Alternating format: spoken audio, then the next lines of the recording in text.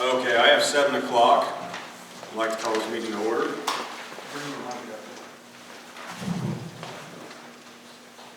First order of the business tonight is the roll call. I'm sorry, call to order, prayer, and then pledge of allegiance. The prayer will be led by Ron Hyde. We give our best, please. Our most gracious Heavenly Father, we come to you tonight, and Father, your word says that we have not because we ask not. Father, tonight we're asking for prayer for this nation, this state, and this county. Father, that we as elected officials would do good for the citizens of this county who has elected each and every one of us.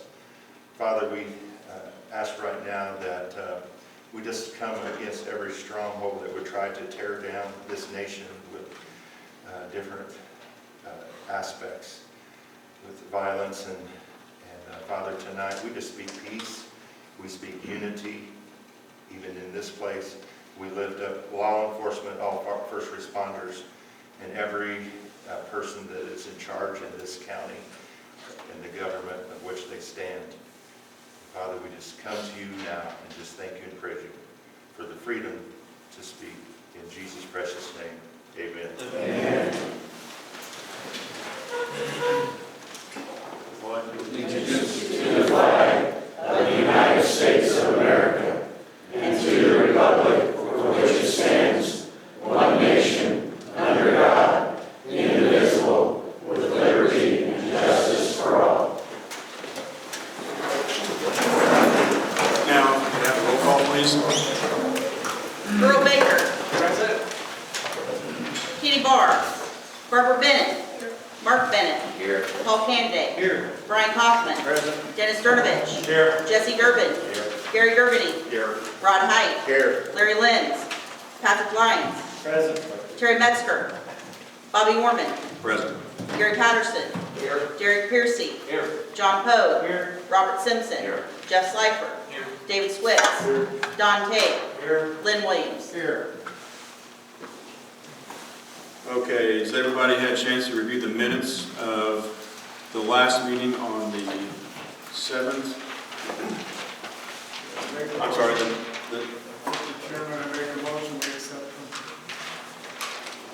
so we're approving the minutes of the December 7th meeting and the December 9th meeting.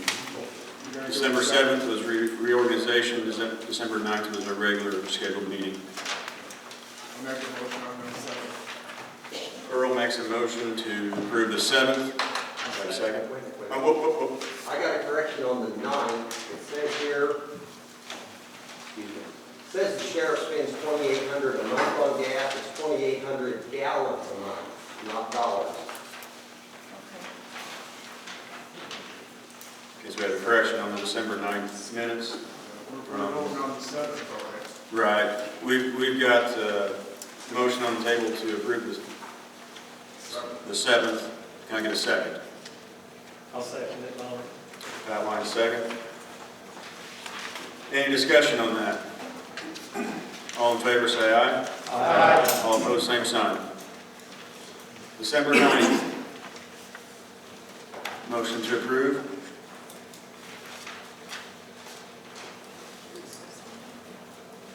I'll make a motion to approve it. Can I get a second? Second. Don't take. Any discussion?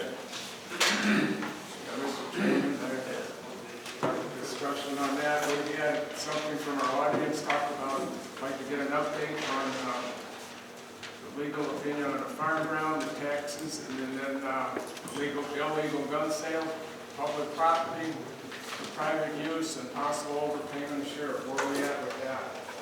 Our residents, our constituents is asking for that information. Can we address that at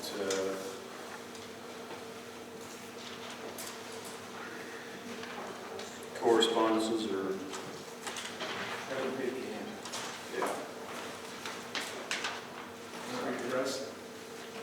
We're just approving the minutes. So, I mean, but you're gonna, if you ask for opinions, I ask questions, I ask if we're gonna get opinions on those. I can give you a chairman update on that. Yeah. So I have a motion and a second, correct? Yeah, oh, I thought maybe you had your hand up. All in favor, say aye. Aye. All opposed, same sign. All right, moving on to public body comment. Anybody like to address the board tonight? Back to the back. I'm looking over the agenda. I have a question regarding item number 7, the purchaser of vehicles for the coroner's office. My understanding is there never has been one.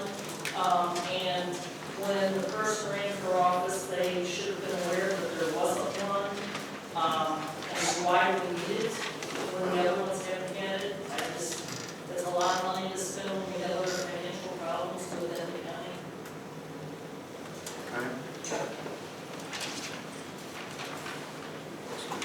I'd like to thank the board for moving the time of the meeting to the evening. As a person that works 8 to 4 throughout the week, Monday to Friday, it's nice to be involved with county government, be able to observe what's going on. Thank you. Thank you. Any other public body comment? We do have another, at the very end, we do have another spot slated too. Hearing no other public body comment, we'll move on to agenda item number 5. I would like to request approval of changes to the order of business. I'll be bluntly honest with you guys, when I studied the order of business, it needed some updating, and we still have a lot of work to do on that. But these are some of them that were come right to mind right away. Item number 4 that we've discussed in the previous meeting,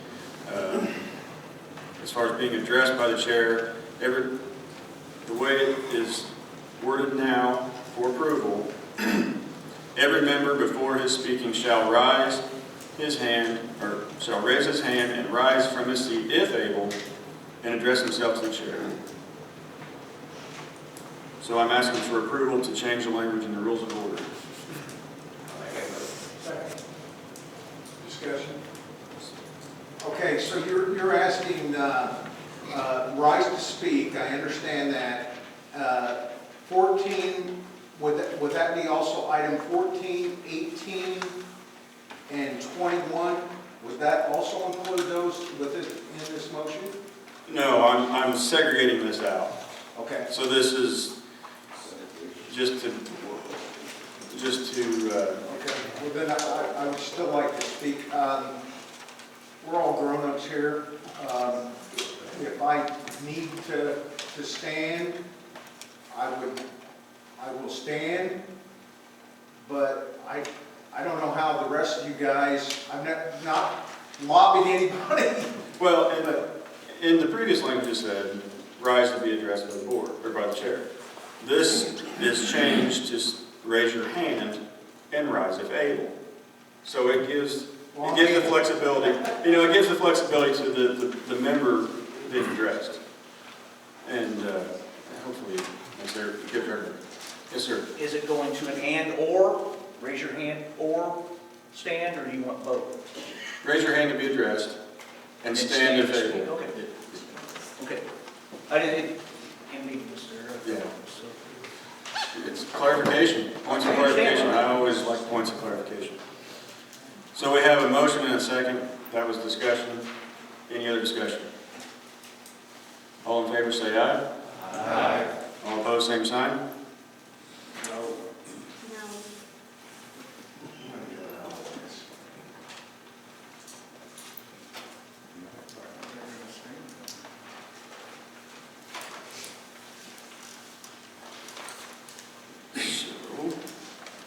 Motion passes. Number 14 has to do with the 17 standing committees.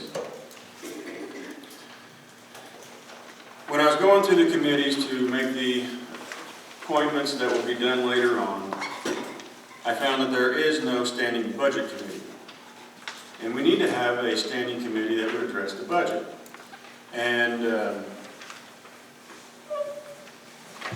Terry Metzer is not here to attest to this, but I had a conversation with him on the phone one afternoon, and he made suggestions of compiling committee chairs to be the executive committee. That way you have facets of all the board and their leadership.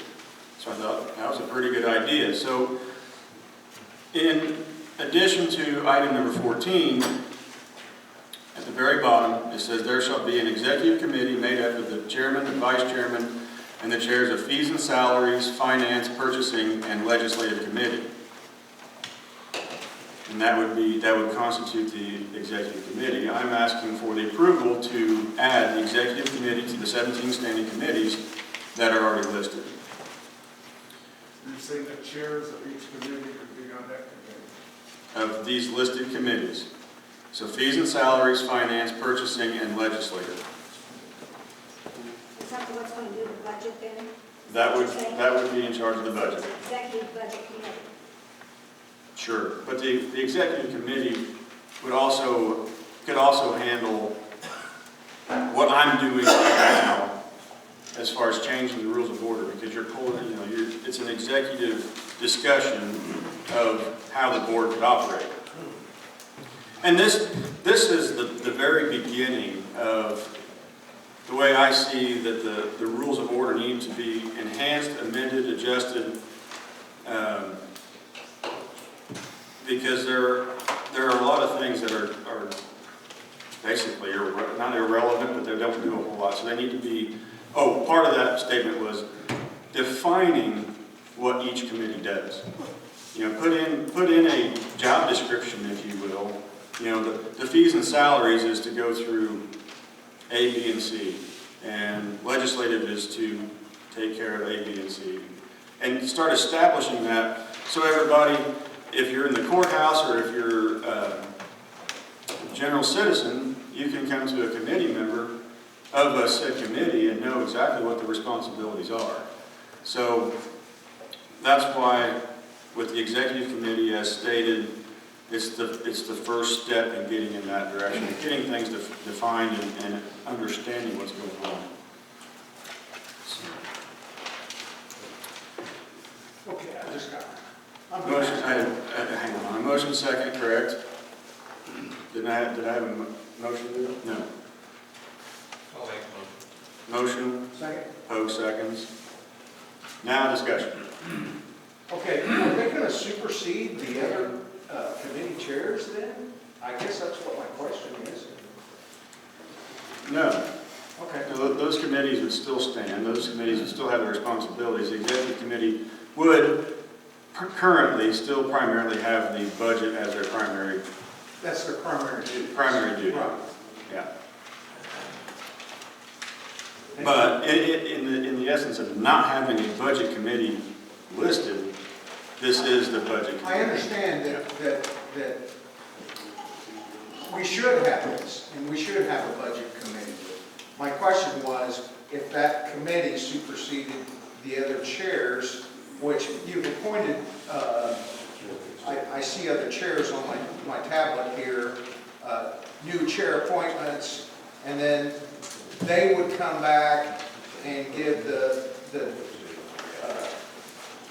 maybe I'm getting mixed up, but I'm looking at insurance executive legislation. They would give job descriptions. But what I'm asking is the county board or the road and bridge, EMA, law enforcement, zoning, all that, they would also have a job description with that? Well, sure. You've got, just pick out animal control. Their primary function would be to oversee the animal control division. So as far as being executive committee, Excuse me, I can't hear. they wouldn't supersede the other committees. So to answer your question, no, they wouldn't supersede anything. These are good things. I'll just stop right there. I know where I'm going. Okay, so Gary. Sorry. I have a question. Mr. I guess start, Big Dog. Yeah, Patterson, please. If the executive committee is the budget committee, the finance and fees and salaries used to be the budget committee, what's going to be the job description of the finance committee if they're not going to have anything to do with the budget? That's a good question. The fees and salaries The fees and salaries, I think, or finance? the finance, what will the finance committee do? I know fees and salaries are involved in negotiation, and checking payroll items, but the finance, basically, all they worked with was the budget. The first 2 years I've been here, so what's gonna be their job description if they're not involved in the budgeting anymore? It's a good question. I mean, it's a good question. I don't have an answer for that. And then that's something that's never been just in description anywhere that I've found. As far as, yes, the two committees were combined to form the budget committee, but that was never written anywhere. So how, you know, this was, you know, my suggestion, so I can't answer that currently. Gergen. To me, what you're talking about is instead of you making decisions on everything, you would have a committee representing all the committees.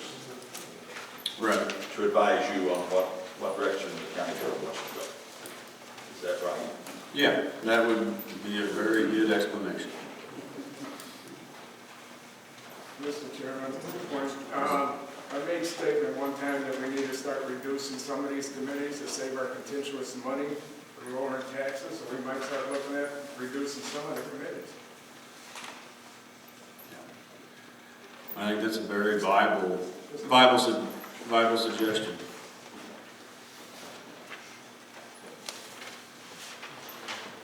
Any other discussion on this? David? I think if you look back and see the fees and salaries and the finance are joined, I think if you look back, it says budget slash executive, so it will stand, so I don't know why we're adding. I didn't hear it, Mr. Chairman. I think if you look back, the budget and executive already stand, it's made of fees and salaries and finance, so there's no need to add another one. You just said you didn't want to pay more people, so that's just paying more people for another committee. My last thing here is, we've got some questions on it. It's not that I'm against this, I think it's a good thing. But where I'm going with this, I think we've got questions that we don't have answers for. I don't know, should we vote on it tonight, or should we just... Well, absolutely, we'll vote on it. If you don't like it, vote no. And Well, that's perfectly I'm not against it, but I understand what Gary was saying, and it makes a lot of sense there. Where is it at? I'll have to find it, the words. No, what I base everything off of is what the rules of order say. So, as far as I'm concerned, the budget committee as it was not actually a standing committee. Because it wasn't in the rules of order.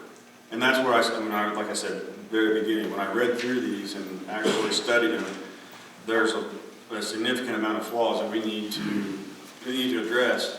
And quite frankly, an executive committee could be the circle that discusses all these things and then presents to the board. David? So I mean, we're going to throw out a budget for this year? No, the budget could still be. It was prepared by the budget committee. If it doesn't exist, then we need to throw a budget out. That's a whole other discussion. The budget was presented in past, so I don't think it could be thrown out. So this year. Can I show you that here? Can I show you this? Yeah. Okay. What is it? It's the board assignments that are good up until today. And, I mean, the budget's listed on here. Right. It's the same exact names, there are fees and finance. And that's the way it's been the 2 years that I've been on here. So these committees are there, so what you're saying, budget has to be identified. And we're gonna identify it, none of these others are identified. When we vote on this, we're only identifying. No, this is an amendment in addition to this. But I mean, we have a job description for that one, and we do not have a job description for any other committees. That's up right now. We're just identifying one committee, the executive, okay?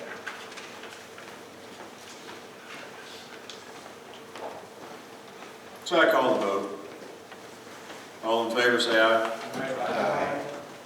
All opposed, same sign. Nay. Raise your hands and nays, please.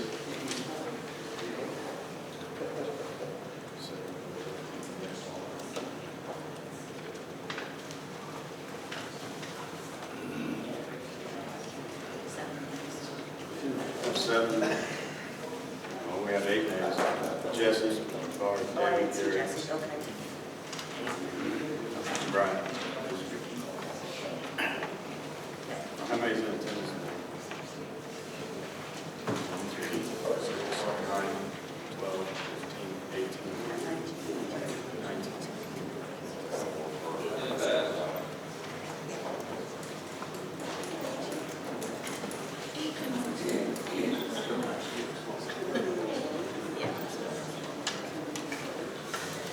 No, everybody voted, there were 7 nays, or 8 nays, there's 19 here, so the motion passed 11 to 8. Okay. Just a point of order. The reason why I voted no on this is I think this is a good idea, but I still think those two committees should be combined together wherever, and that's the only reason why I voted. What was the vote, Mr. Chairman? The vote was to, No, I know what the vote was. What was the- it was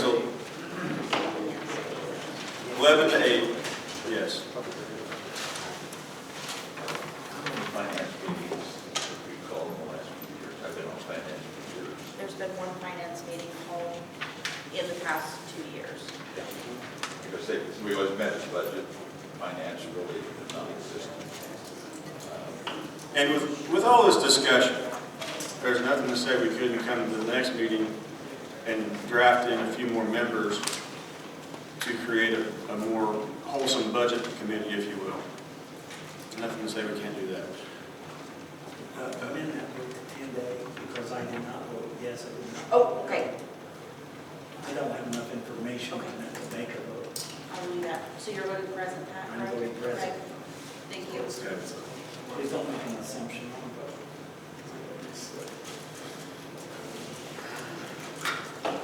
Moving on to item number 18 of the order of business, basically strikes the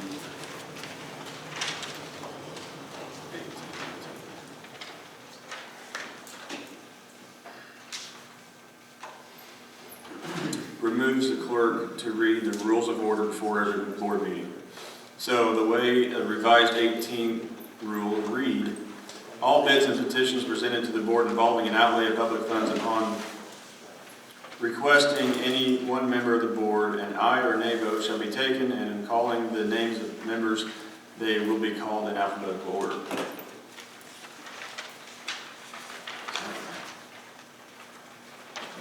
Yeah. Would you please read that again? So the 18th rule of order, the part that's changed is to remove the clerk to read the rules before every board meeting. The way it reads as presented, all bids and petitions presented to the board involving an outlay of public funds, upon the request of any member of the board, an aye or nay vote shall be taken, and in calling the names of the members, they will be called in alphabetical order. So it just describes how the voting shall be taken on the bids and petitions.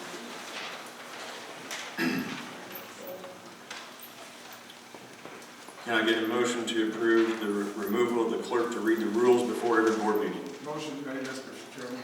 Earl makes the motion. Second. Outline seconds. Any discussion on this? I will just say I don't think that the rules have ever been read before a meeting, and it's not necessary to have it written if we're not going to do it. So, any other discussion? My discussion, I guess. Mr. Cutler? I guess my clarification on our agenda here does not say the second part of what you're saying. Change it to this, or whatever you read. It reads, remove clerk to read the rules before every board meeting. I get that because we weren't doing that before. But what you're saying after that, I'm trying to comprehend what you're trying to say and where that was at. I don't see it on our agenda.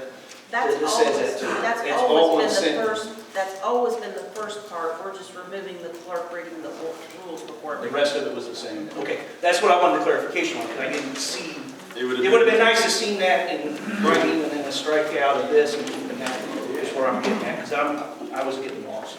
Yeah, it would have been at the very beginning, I believe. I remember seeing that, but I didn't know if we were adding or... It's on, if you go to the minutes, it's listed at the bottom. Right, The old right. ones. It's on the back of here, okay, so it is, okay. Making sure I just... Okay, and then the final, wait a minute. Did we take a vote on that? No. All in favor, say aye. Aye. All opposed, same sign. Motion passes unanimously. Last part of this grueling process, sorry folks, this is boring. Last part of this is the 21st rule of order. And I would have to go back and read the original, but the way it is now is right here. Okay. 21st rule of order, as it was, is the annual budget must be approved by 2/3 of the members present. The way it is now, as proposed, the annual budget must be approved by a majority of the members present. Budget amendments must be approved by 2/3 of the boards present. So 2/3 of the board present. So whoever's, as long as we have a quorum, as long as 2/3 of the board, that's what it takes to amend the budget. It's an addition. That way we have a designation of how we can amend the budget. Well, can I get a motion? Can I get a motion to make that change? I'll make a motion. Mark Bennett first, Jeff Schleifer second. Discussion? Pat Lyons. My question is, are you lowering the bar for passing the budget? Because originally it says 2/3 present to pass the budget. Now it just simply says majority. So that would be 50% plus one. So are we lowering the bar to pass the budget? That is correct.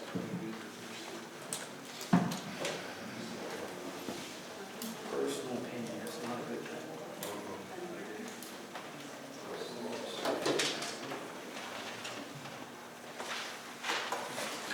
Mr. Chairman, Go ahead. if I may make a suggestion, I know all of this is in good favor and stuff, but if we could table this, revisit it again, till we get it straightened out. Motion to table? Yes. You mean item 21? I'll second that.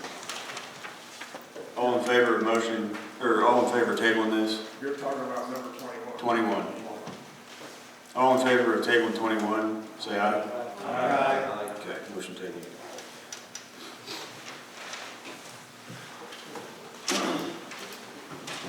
Okay, next order of business is to designate the Shelby County Treasurer as PCOM for Shelby County and Central Illinois Public Transportation.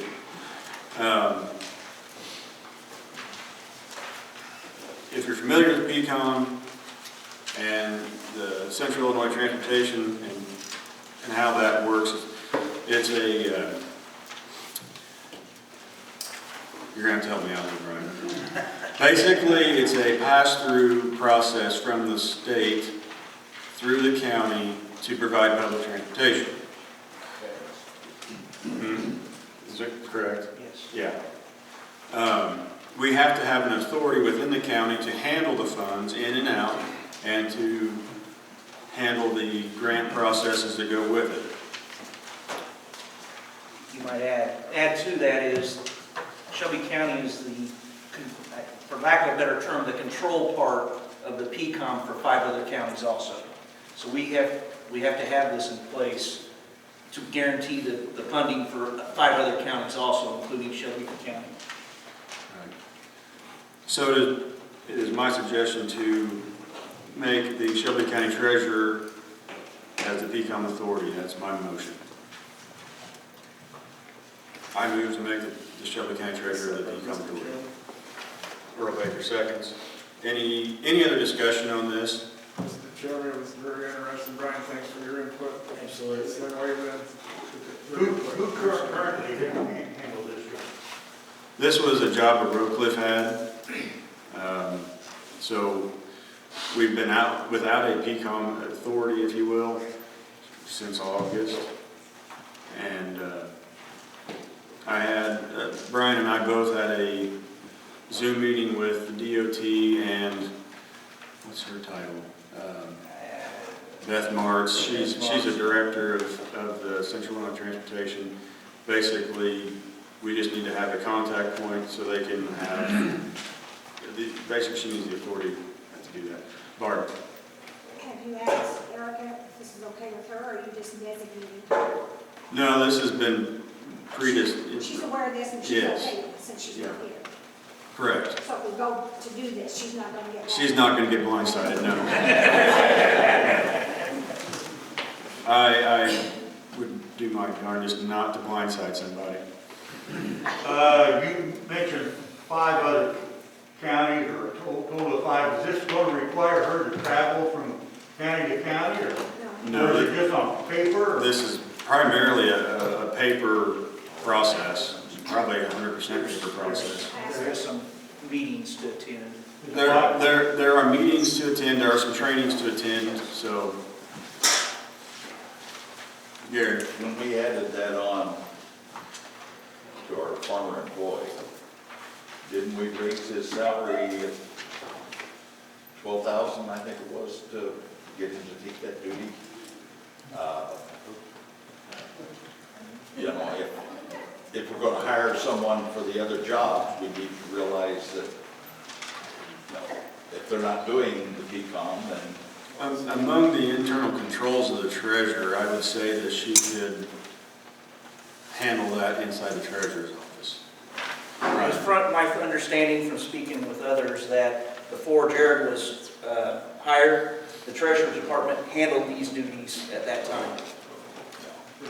So it's not like it wasn't 40, and I think we've been involved, if I heard them correctly in the meeting, 40 years we've been doing this as a county, running this, being this pass-through program, and before that it was the Treasurer's Department was running. What I was talking about, though, when we look at this other job to fill, we need to take that into consideration on what we're paying the new employee right now. I understand that. That'd be a good one for fees and salaries.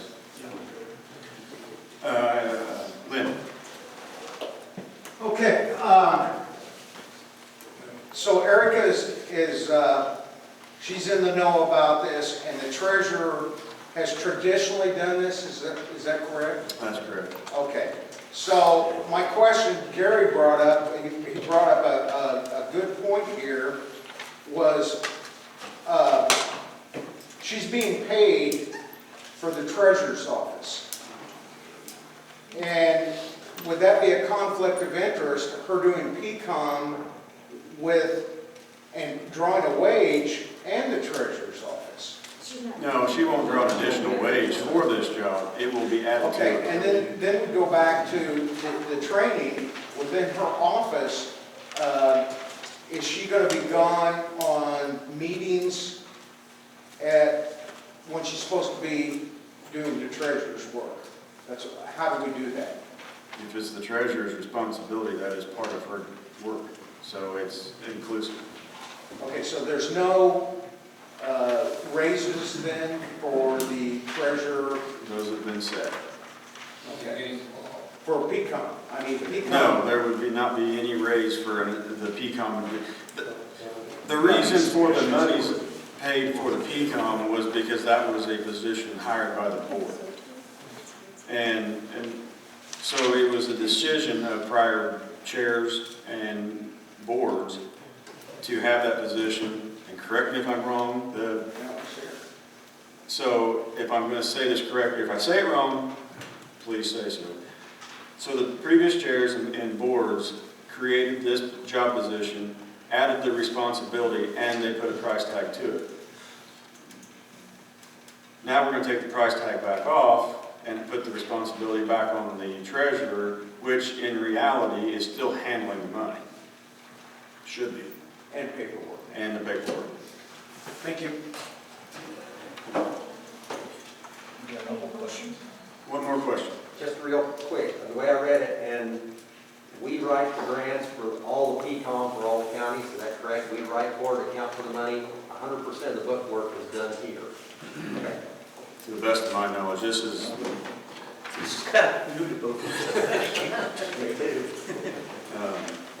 we have good, Beth Marks seemed like a really good resource within the Central and Public Transit, and the gentleman from DOT, they were both knowledgeable. So basically, we just, like I said, we need to get this authority established. They have a direct contact, and then they have the person they work through. Coming up in the next meeting, I didn't get it till late, so I couldn't put it on the agenda, which is the Title VI agreement. It's just an agreement that it has to be on the books and so on. So, but we've got to finish that draft before it can be presented, because we have to approve that as a board too. So anyway, I digress back to on point. I had a motion and a second. Any further discussion? All in favor, say aye. Aye. All opposed, same sign. Up next, item 7, Brad Fagley. Brad, greetings tonight. The coroner's office hasn't had a vehicle for many years. They rent one when it's needed. We transport anyone to Bloomington for autopsy or other calls or removals that we do. I'm sure the board's aware of what it's paid every time we use the van. No, I'm not aware. My understanding is that every time we use the van from the funeral home, it's $500. Yeah, every time we use it, and that's quite a bit. And the van we use, yeah, I mean, it's not perfect by any means for what we do.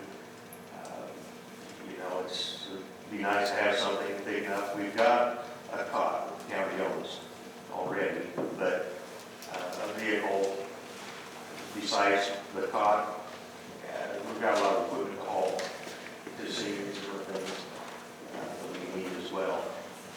But it's just something that's not been done for a long time. I mean, it's just what you use funeral home vehicles. It does add up quite a bit too, I think. Yes. How many do you transport annually to Bloomington alone? It varies, of course, but my understanding is the average is around 16 a year. I'm at 16. Yeah, I mean, there are times there's more, of course, and less. But I don't think less. But Is there a fee for all the other times that you would take it out to use just a regular, you've got to respond to a scene? Is there a fee for that? there is, it's the same. So anytime you pull the vehicle out of the funeral home, it's $500. How many deaths does the county endure every year?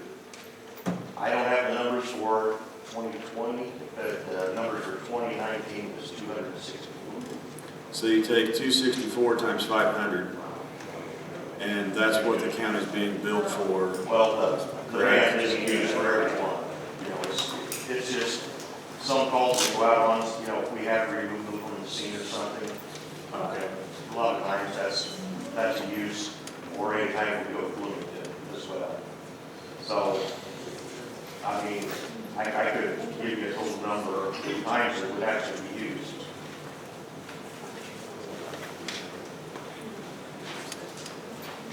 Mark? Yes, you talked about you have gear that you have to take with you. Is this a time-consuming job then, whenever you have to load up gear? And how much time do you usually take? Where do you keep this gear at, not used? Well, I've got gear, of course, and I've issued to all the deputy coroners stuff that they need as well. to take, but it's a matter of having something that you can all this stuff in, that we need. I don't know if that answers your question or not. When you get a call out and you need to go, how much time is consumed by loading up your gear? For me, it doesn't affect anything. I take my vehicle when I go on a call. The time that the van would be used is if I need somebody removed from the scene or someone transported to Bloomington for autopsy, then I would call one of the deputies. They would take the vehicle and come to the scene and do the removal or go to Bloomington. So it would be them actually, it would be the loading things and transferring things where if we had a county vehicle, it would be stopped all the time with things. The other issue with, did I answer you? Yes. Question.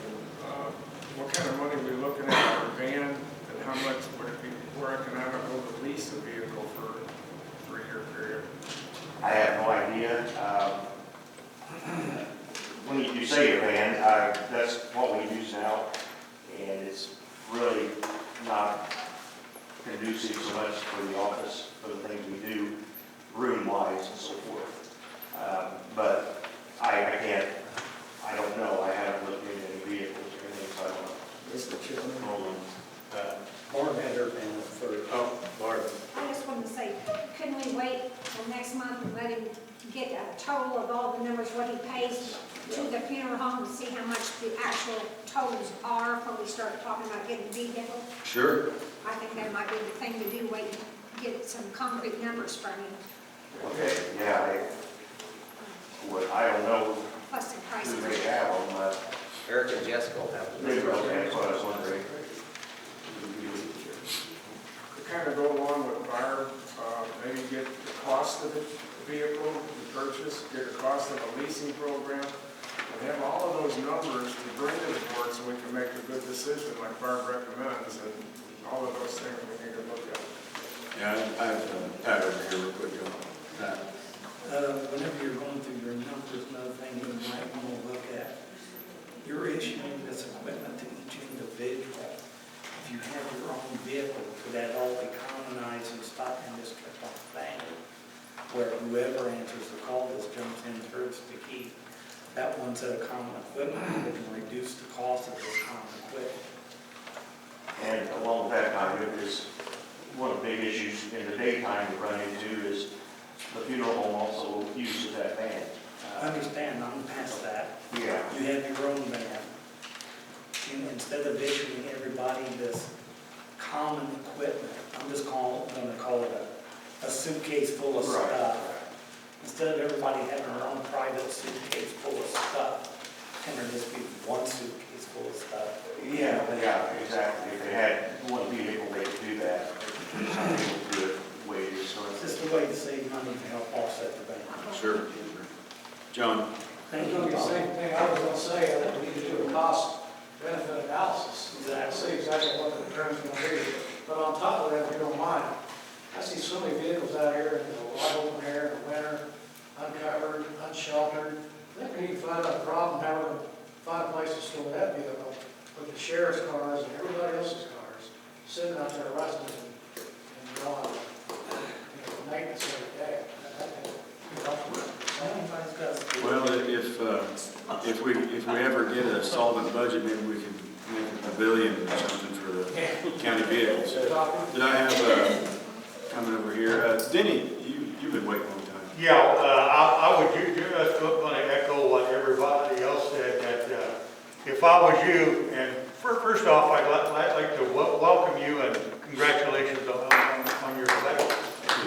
But also, if this is what you want, just like everyone said, and John did say again, do a cost analysis. What you need to do when you draw this up is to sell your idea to us. So I don't want you to lie, but I want you to put it down in black and white so that we have nothing. Okay, yeah, My purpose tonight basically is to find out maybe there was something that would be done, because I understand that I would need to do all that. Plus, I don't know, I need to go check on vehicle prices and so forth. I kind of have an idea of what kind of vehicle, accredited I would be looking for. Probably more of a full-size, full body size truck, Yukon, or something of that nature. Something with capacity and capability. Barb, Where's the coroner's office at right now? Is it? where is the coroner's office? It's my house. I know, but did you get all the equipment from Brian? I did. Okay. Yeah, I mean, Brian operated out of his house. Right, I I'm doing the understand. same thing. It's just a And lot you know- easier to have everything right there when we get calls at the night. So you've got all these computers, all the phones, you've got everything that Brian had in his county Yes. property. Yes. Okay. Wow, thank you. Lynn? Just last question on it. In the event we would buy, like a Yukon or whatever, my question is, that vehicle should be only used when you get called out. That would not be a vehicle to drive around town or... Not a drive home.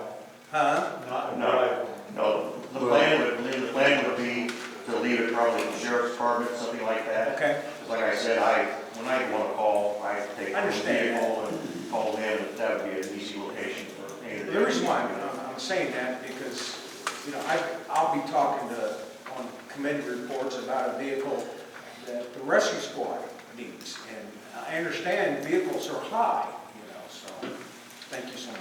One interesting thing to keep in mind, and this is something that I would ask you, as an elected official, can we necessarily control his internal function like that if it's in his budget? Are we really compelled to make a decision like that? So that's just a question I have. Do you have anything to bear on that? Do you have that money in your budget, Brian?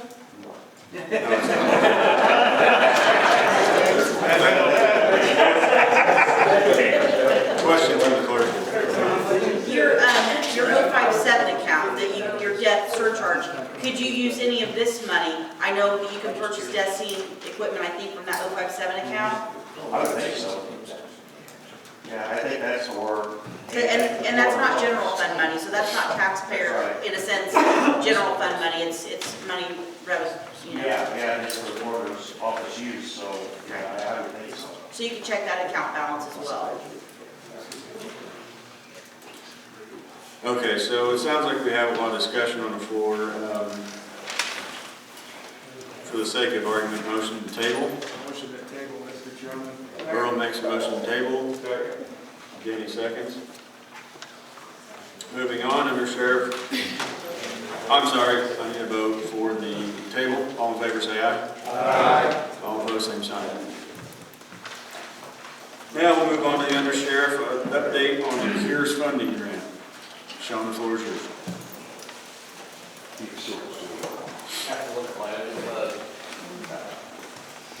A few months ago, I was tasked with trying to get the CARES funding brought into the county. CARES is a coronavirus relief money, pretty much.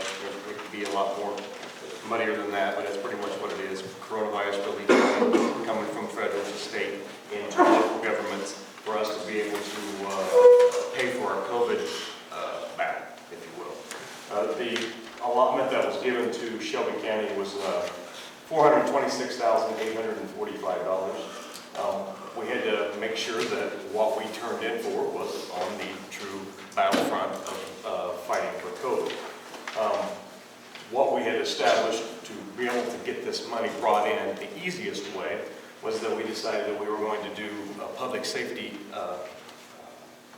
salaries, because that was the easiest way for the government to say, how did you battle COVID? How are you battling COVID?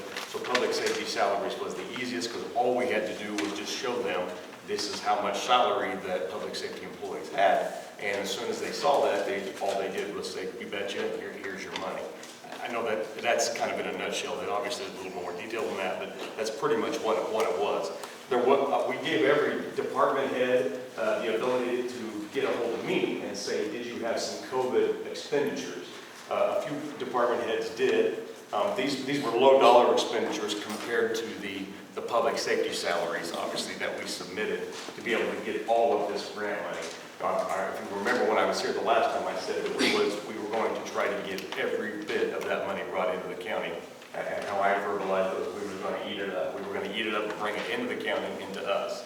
So there was two. The circuit clerk's office had a dollar amount of $192. Judge Eddie Harlow had $838.75. Those items were submitted and they were approved, so that money did get brought back into the county through the CURES funding. And then we submitted $425,632.09 on public safety salaries to the CURES people, if you will, and they approved that. So as of last talk with Erica, we had gotten $404,000 on the public safety salaries. That check had already arrived, and she quickly deposited it.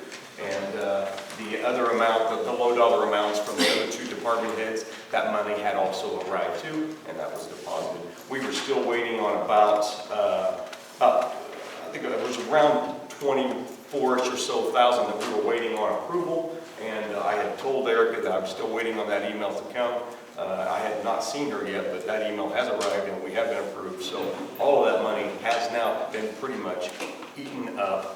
I think it was very hard to get to the exact amount, the $426,845. It was very hard to get to that exact amount because we were using public safety salaries. So we got as close as we could, and I think we maybe have missed it by, I'm gonna say maybe $100, but it sure wasn't much, guys. So we got as close as we could. So that's what you now have in your, you got brought back into your general fund was $425,632.09 brought back into your account. We're good.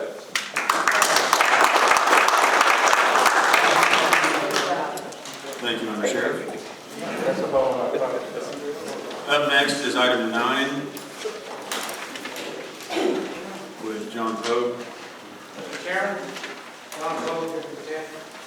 Last month, I found out that there was an issue with the fuel billing for the county trucks and vehicles.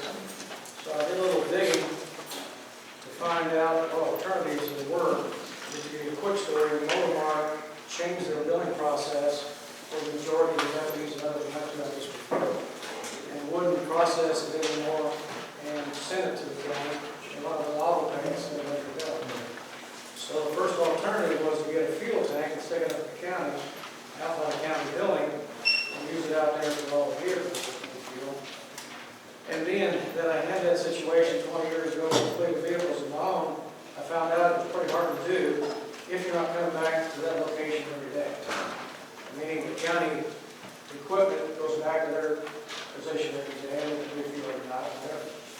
But patrolling officers and other equipment that's going around all the time, it makes it pretty hard to pit stop back in Shelby when you get fuel. If they're driving to Siegel, Finland, Wakewood, Oakley, or whatever. And I had the same situation. We go on jobs that was 30 miles away from our headquarters, and I found out it was just much easier just to hand out fuel cards. Fuel, candy, cigarettes, and everything else. And it made life so much simpler. Billing was simpler. There's not a little discount on there like your fuel capacity is, that you get a pretty good discount with all fuel.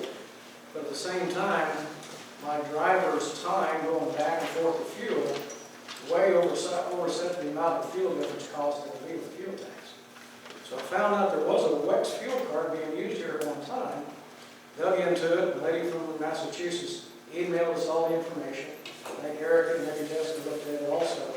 And it just makes so much more sense for security-wise, convenience-wise, and accountability. It does the same accountability as anybody with one credit card does. They actually process the fuel, ship that to this Wex company, back out all the taxes, send the county a bill, and get it paid. So it's very simple. Not saying that the fuel tanks is not a good idea. If you need your vehicles in one location like that all the time, does it make sense? I just have to feel like, after using these fuel cards, it just makes life a lot easier for the deputies, who maybe in the middle of the night want to stop a moto, get a cup of coffee or a donut, get out of the rain, get out of the snow, and just be able to continue on with the work. So I think this is a must in the 21st century to have something like a credit card, which is what the way it is, and make it so much simpler to use. So I make a motion that gets passed and gets accepted. So is that a motion to accept the WEX card as a mode of fueling for the county? John Potter has a motion. Do I have a second? Jeff Schleifer seconds. Discussion. Barb. Is their billing cycle going to coincide with us paying bills? To the best of my knowledge, the WEX company is a company that is very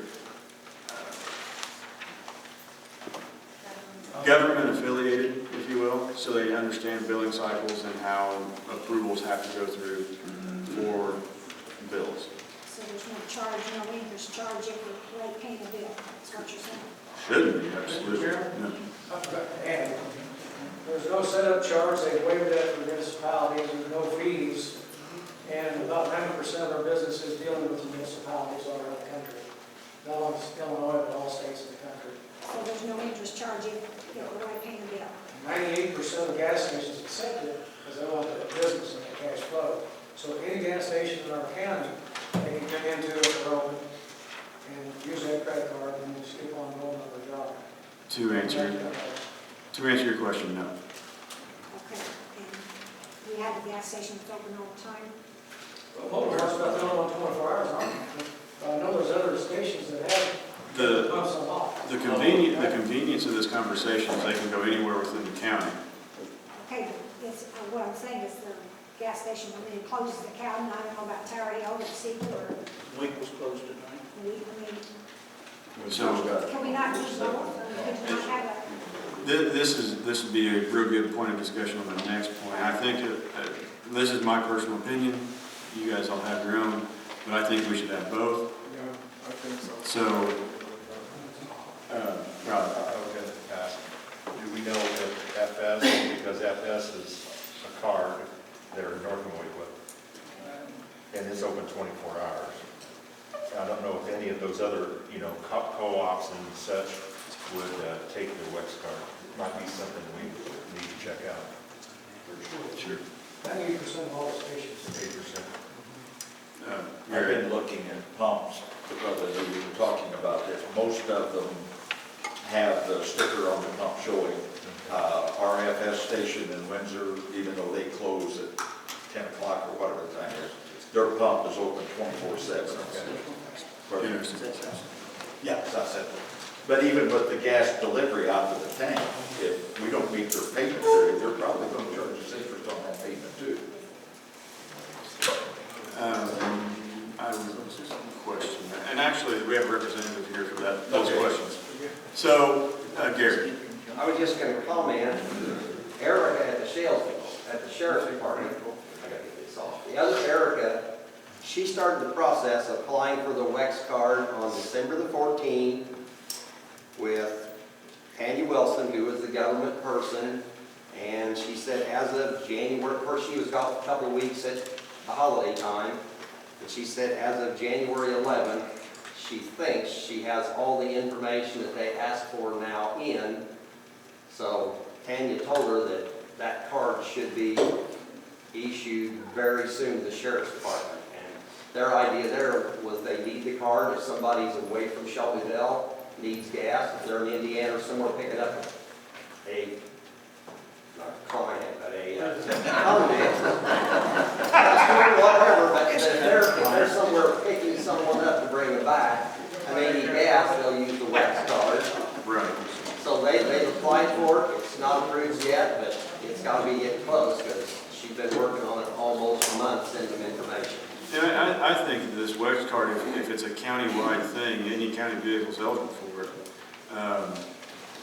Any operator of the county vehicle would be eligible, correct? Is it tagged to the vehicle or the operator? I think the operator, I think it's an ID for the operator.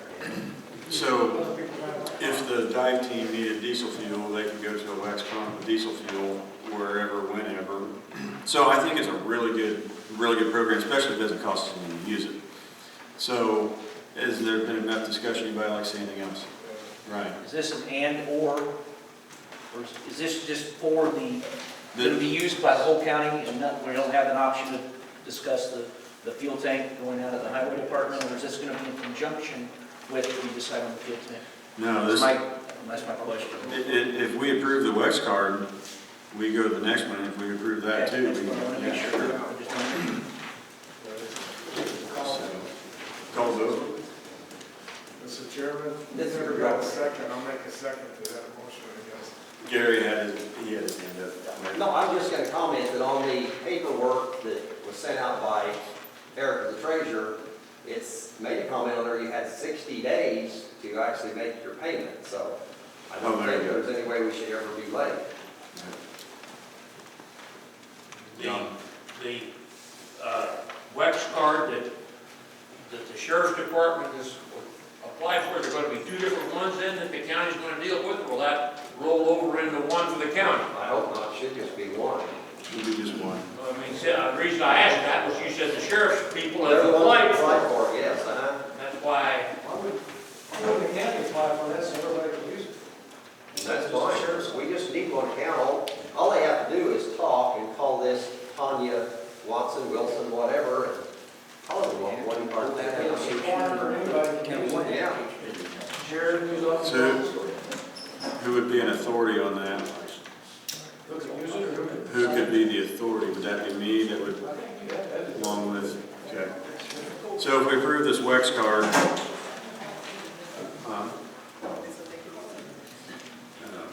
it would be the board's decision, the board's discretion and application to move forward with it. Okay.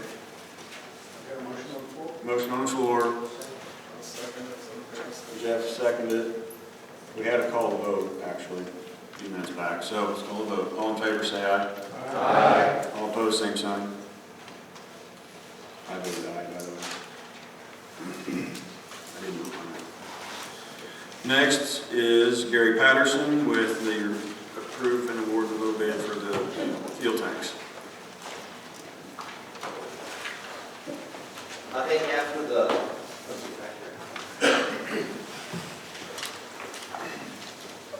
after last month's meeting, I sent everybody copies of the bids, and after the meeting, I looked up the bills for November, or actually I had Erica over at the jail. She sent me like 4 bills from the jail, and I sent all the board members a sheet showing you how much our average price was that we paid at the pump with our taxes returned. Did everybody get that?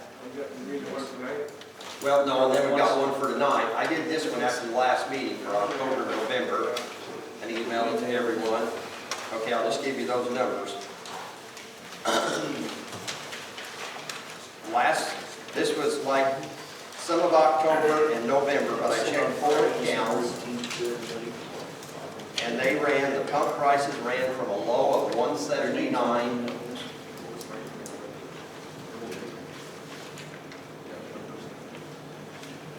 Go ahead.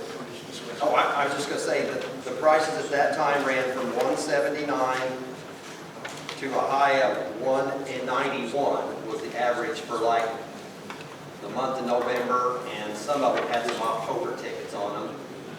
And based on the bids we got last month, November 3rd, the price was $159 if we'd had a tank, and the price was $156 on November the 16th, based on the bids that we had last month. So basically, we would have saved 20 to 30 cents based on then. The sheets that we handed out tonight, which I want to introduce Eddie from Effingham Equity. He's the one who made our bid, and he's going to be here to answer questions. But he looked at the prices today, and they're from $249 to $259 at the pumps. And if you back off the taxes, that'll be either $216 or $225 is what we pay at the pumps if we paid today. Their bid today would be $196. So we're still looking at 20 to 30 cents a gallon that we can save by having a bulk tank. And as we saw, we're using, just the sheriff only uses approximately 2,800 gallons a month. So there should be no problem with us saving a minimum of $500 a month by having a bulk tank. And then, of course, the county's already got that savings with the highway department, but any other department that wants to get gas out there would be the same way. They're all going to save that same 20 to 30 cents a gallon. I have a question for Eddie.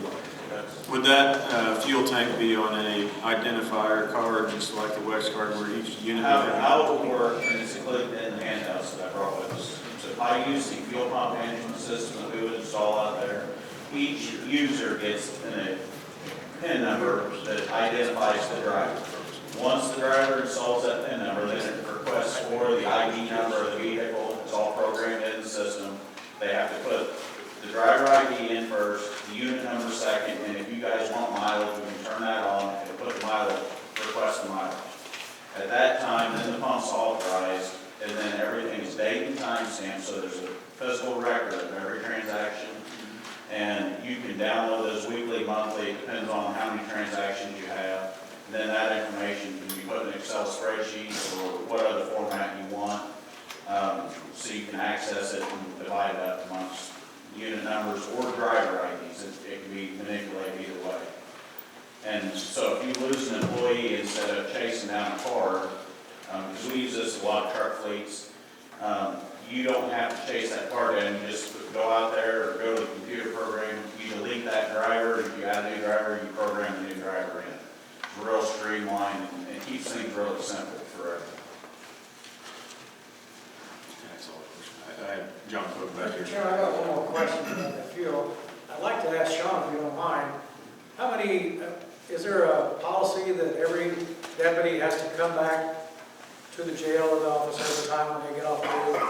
When they get off what? When they get off duty, do they have to come back and report in or do reporting? No. So if a deputy lives in Calvin and he's heading for Calvin and he sees he's low on fuel, would he be obligated then to come back and tank the fuel up and then go back home or do it in the morning? He would, hopefully he would have had fueled up before he was heading home. So, All day long though? well, you know, it just depends on where he's at. I mean, if he's in close to the pump, to our tank, then yeah, he would fill up there. But it's when the other outlying gas stations are open, he can use those too if they're open. But with just fuel tanks only, he's gonna make a point to double back and get fueled up sometime. I would think so, The yeah. whole point of this, and I'm not arguing the use of that fuel tank, but I've been there and done this, and the fuel savings, whether it's 20 or 30 cents a gallon, could easily be overridden by the back time coming to fuel up and the overtime you have to pay that deputy. Just a point of that. How many deputies do not go through the town during their shift? Shelbyville, like on a normal shift, how many deputies would not pass through Shelbyville?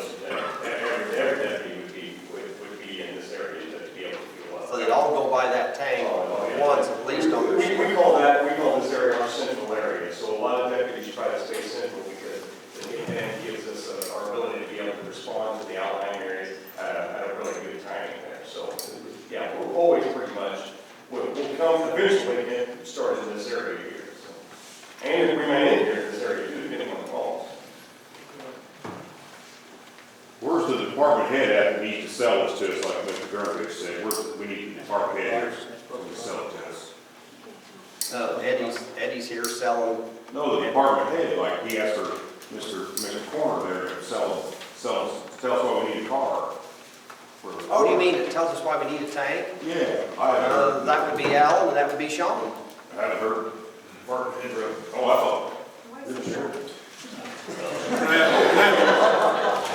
Can I have the floor back, please? So the tank would cost somewhere around $7,600. If you were to purchase the tank, yeah, we're looking at about a $7,600 outlay cash for the equipment. And we would agree to provide that equipment as stated in the bid, as long as you agree to a 5-year term. Normally, we don't bid for that length of time, but because of the outlay cash to get this equipment set up and provide it for the county, because it's a service we would be providing, that's why we need the extended length of time.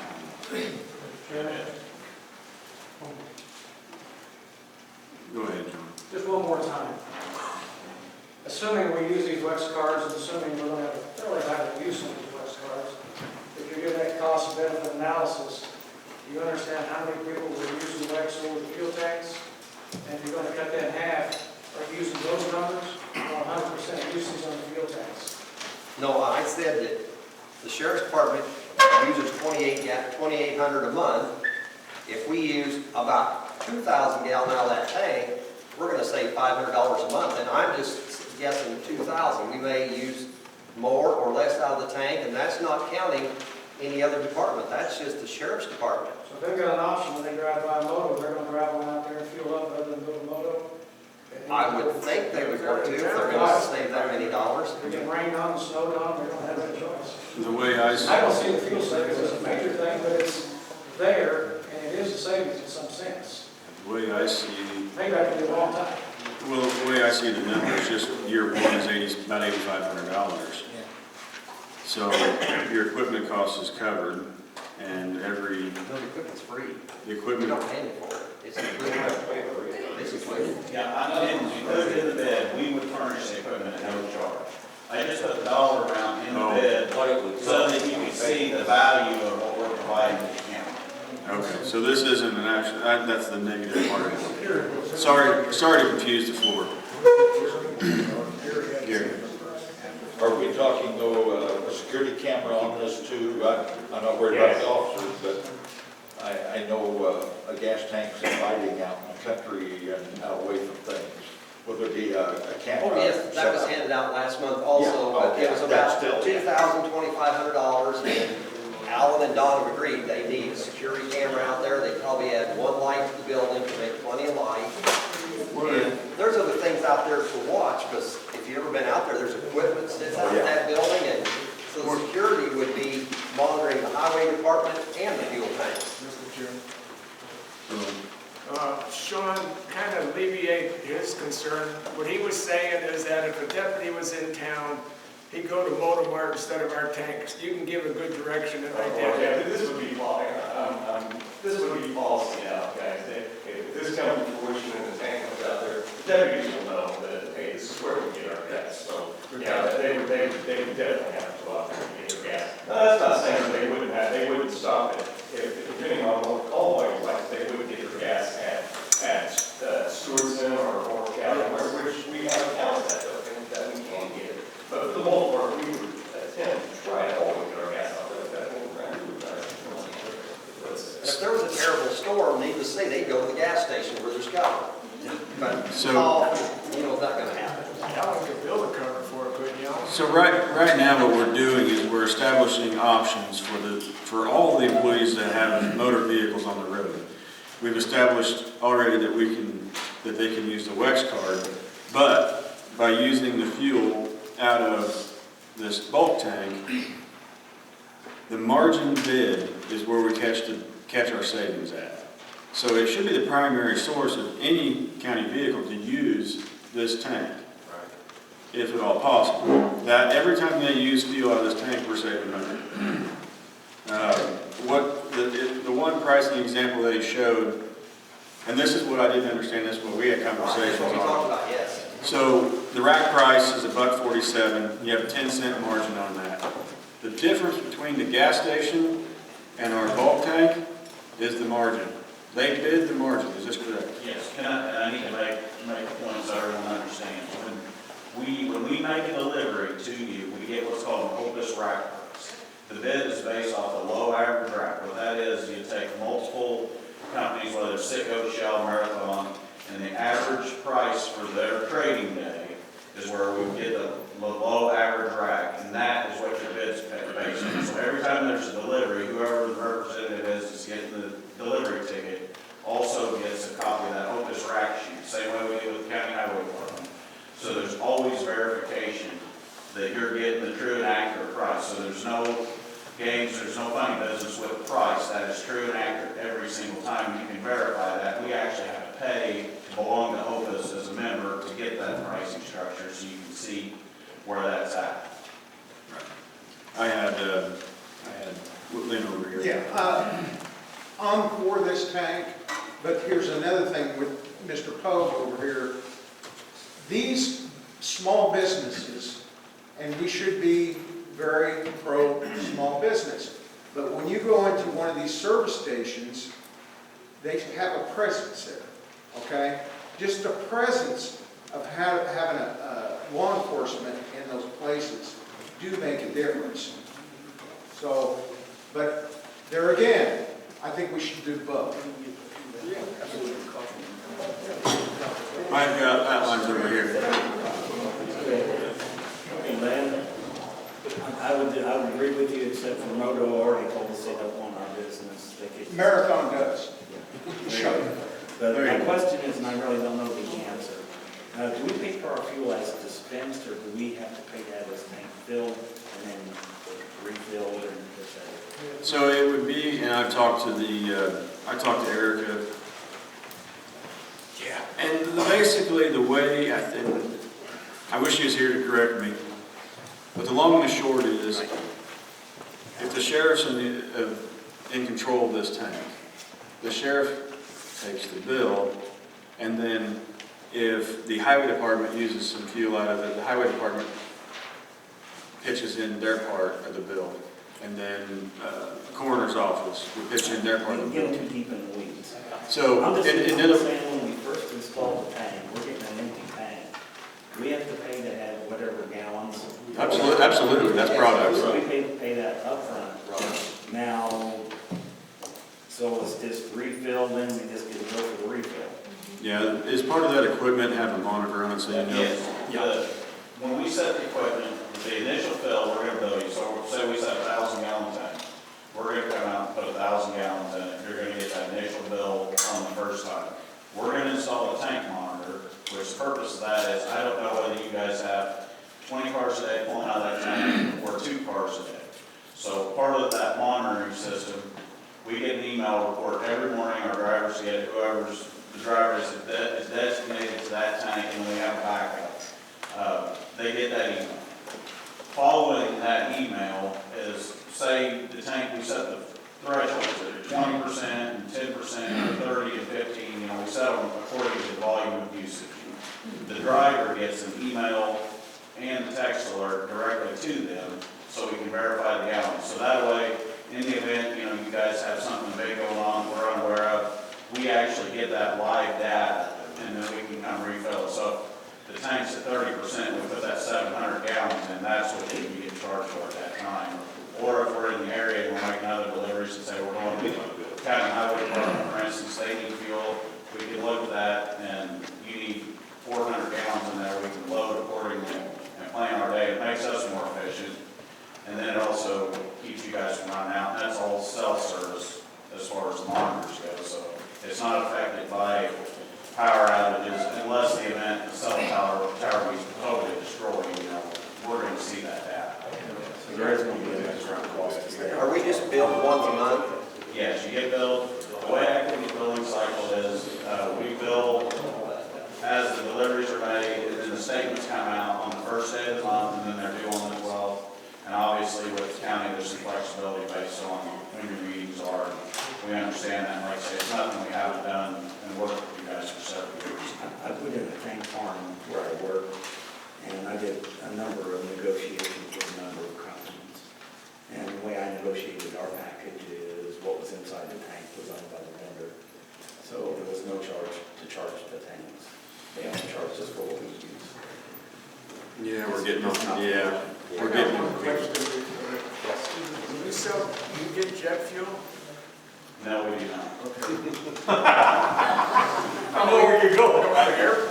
Can I have the floor, Blake? Can I have the floor, please?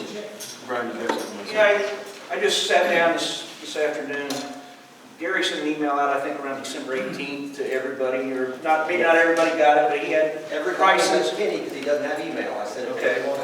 And I gotta check my email. I sent it to the address we were getting. Earl. You had different prices on there. The average price of like several different gas stations was on there from a couple of different Like days. 4 of them. Yes, I averaged that together. At that time, it was $1.84. The price we would have received from Equity would have been $1.57. It was 27 cents savings over that 2-week, 3-week period. I used $2,500 gallon as my example, not knowing the amount they use a month, which is now set roughly 2,800, Sean? Yes.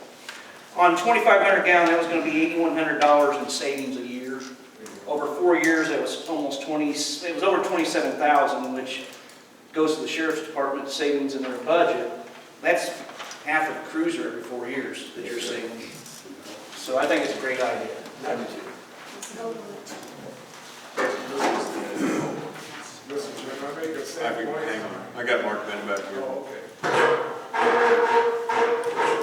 My question is as a president, does the road department, highway department use fuel from you at current? Yes, they do. Okay. So I'm assuming there's already a tank there, maybe smaller in size? Yeah, smaller tank. Okay. So nobody's talked about really that we're replacing a tank that's already there and more people are going to be using it. We're just adding to it. So really it's already there. The little tank's We're leaving. just going to a larger tank. We're already being utilized and a lot of other departments are going to utilize it. It's a different setup too with the computer. Yeah, there's not a computer now, but that's, when we saw how much the installation was, that's when they worked with Eddie and said, we'll take the little tank out, put a big tank in. We don't have to run any electricity, you know, basically everything is there that they need. They've got to put a bigger pad for the bigger tank, but the electricity's there. They want to add a light, which they should have had, and they're going to add security. So the fees of putting it in are almost nothing. For the record, have we had various companies bid on the prices of fuel? Oh, yes, you got last time, we took the But 40 we're going on that, Yeah, we had that. we wanted in the minutes that this had been bid. I understand where you're going. Last month, yes. In fact, it's on your minutes, but anyhow, it was on the law enforcement commission. I would like to make a motion that we accept the low bidder that we have received in November and presented last month to the board. The low bidder that we received at 10 cents over Opus was Equity. Our two bids were 12 cents over, and I'd like to make a motion that we accept the low bid from Equity. I'll second that motion, Mr. Chairman. We're saving the county money. Motion by Gary, second by Baker. Any discussion? Hearing none, all in favor say aye. Aye. All opposed, same sign. Aye. I did vote aye. For the record. Up next, Jeff Slifer. In regards to a temporary moratorium on any wind farm or wind farm permits. Go ahead. It's kind of self-explanatory, it means we don't have no zoning and we fell behind last year. Board did, when COVID coming, we didn't get our ordinances passed. I think we ought to put a moratorium on this until we get these things lined out and present, like they should be. Basically what that moratorium is doing is saying, nobody does nothing until we get our ducks in a row. It's not permanent, it's temporary. And should have thought that through a little more. Should have had solar on there too, because I've been doing a lot of reading on solar, and it's getting out of hand in places. We have a solar passed. I think we need to revisit the solar. I agree, we should revisit, yes. Most definitely, because you're talking 2,200 acre solar farms. We got big one up here with some. Okay, so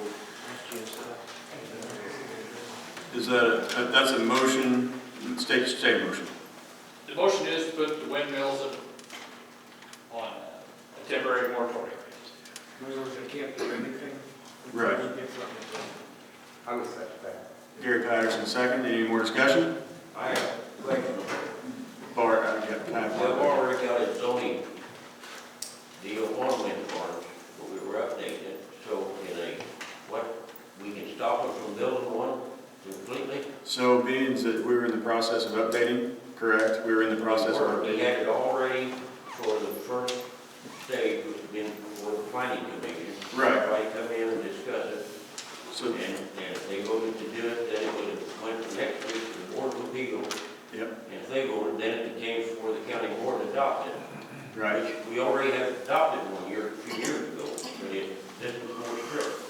Right, so, If I remember right, for example, the towers then on the old one was 1,500 foot or something like that from the house.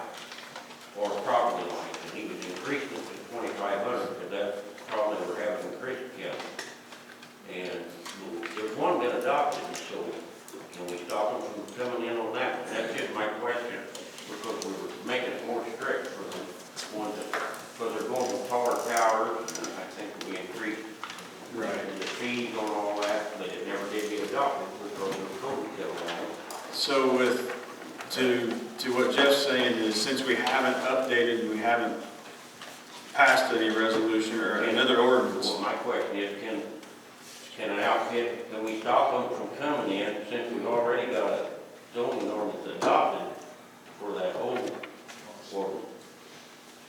If we put a moratorium on, I would think that would trump any. That's the question I had with Nicole, if we could stop them from coming in. Well, my understanding of your motion was that it was only pertaining to what we needed a zoning administrator for because we don't have one. Is that correct? Anything That's that's, partially, yeah. but anything that's been decided that we don't need the zoning administrator for would not be included under this moratorium? Personally, myself, I say we put a moratorium on all of it, Okay. because the work was in progress, correct? Last year, and it's never been completed. So basically, we're still off the rolled ordinance. We ain't updated any of that. That's why we need a moratorium until we get this updated.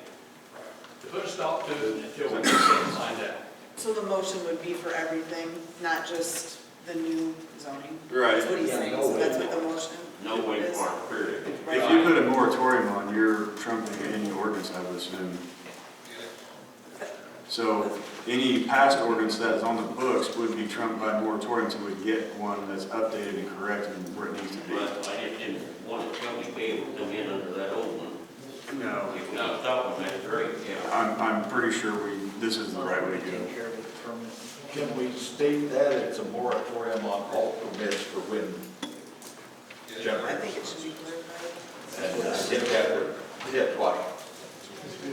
Well, 20, we don't want to think of, there's counties that they're sneaking in and signing agreements and something's got to be stopped. Permits. Permits.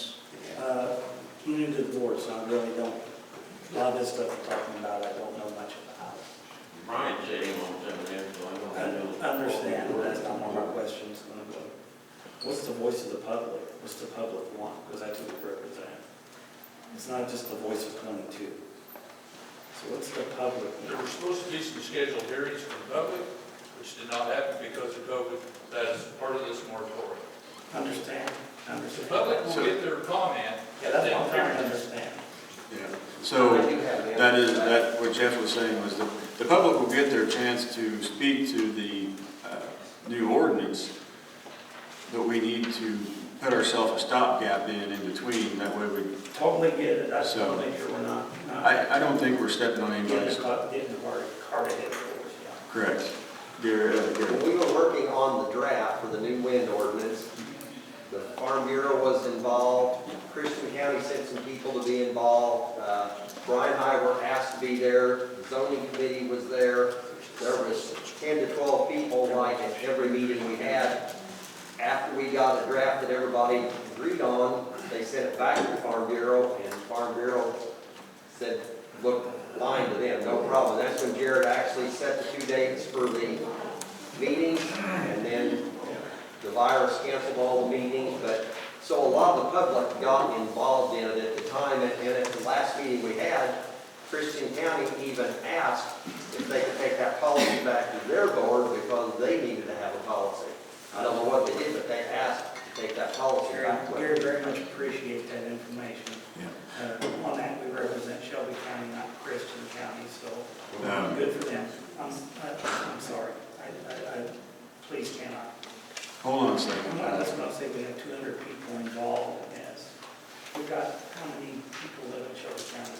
20,000. 21, 22. You don't have the public's opinion yet. Right. Right. And the reason the public hold it up. Yes, that's what we pulled it up. Barb, did you have something you wanted to I say? say, we each represent our people for their public opinion, that's why they elected us. So I don't think we'd have to go back to 22,000 people and get their opinion, because that's why they've elected us. But until we get their opinion, we're not representing them. Well, no, we have to have meetings and have to go through the channels to do it. We gotta get their opinion before we can represent them. Okay. If the public comes forward and says we don't like it, they just say it, it'll go back to the committee. That's our forward. I called a vote. Could we clarify the motion real quick?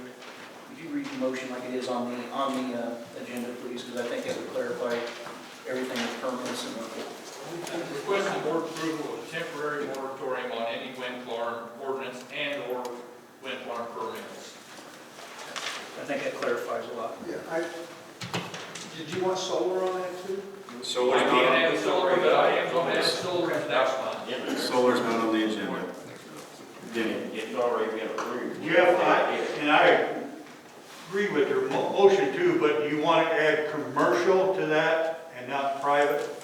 Moratorium, I'm sorry to interject, moratorium is everything pertaining to wind farms. It states any wind farm.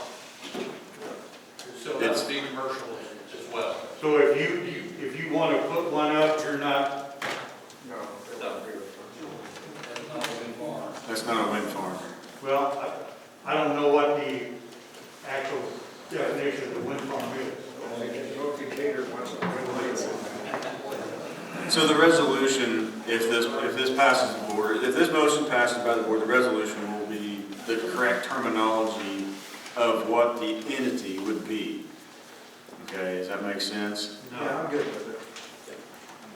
So if it's, rather than saying we're going to put a moratorium on car dealerships, we're going to put, or, what do I want to say? Rather than putting a moratorium on I can't come up with a good one. It's basically the terminology of what these entities are is what would be on the resolution. But what we're talking about is the wind farms. Well, I agree with what he's saying. I just didn't know if it was going to stop the spot from putting one up in his yard. It's wind farm. I don't think you're going to put a wind Okay, farm in. I don't know So, what the right. definition of the wind farm is. No, that draft really covers a personal wind farm also is in the policy. It's a different fee, different rules, but it's in there for individuals. So, But it was a real, the dimensions on it weren't good either, so that's the reason that there's a new draft out there to be approved. all right, I had a call to vote just a few minutes ago. All in favor of Jeff's, actually, no, I need a second. I never got one. Second? Oh, Patterson second, sorry. Sorry, Patterson second, now I'll call the vote. All in favor, say aye. Aye. All opposed, same sign. Hey. Thank you. 1 minute. All right. Up next is the county treasurer's report. I will, if anybody has a good explanation of this, you're more than welcome to jump in if I could have the treasurer's report. Erica is on quarantine, so she was unable to make it tonight.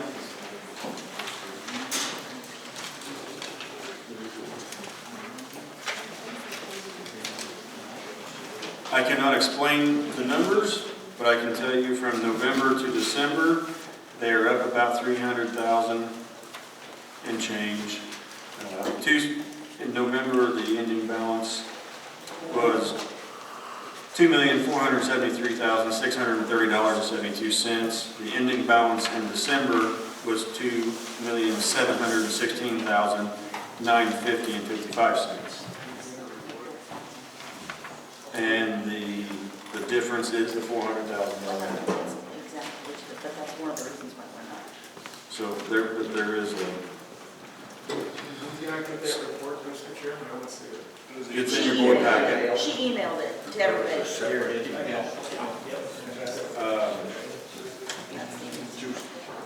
The investment report is very muddy for me, not gonna lie.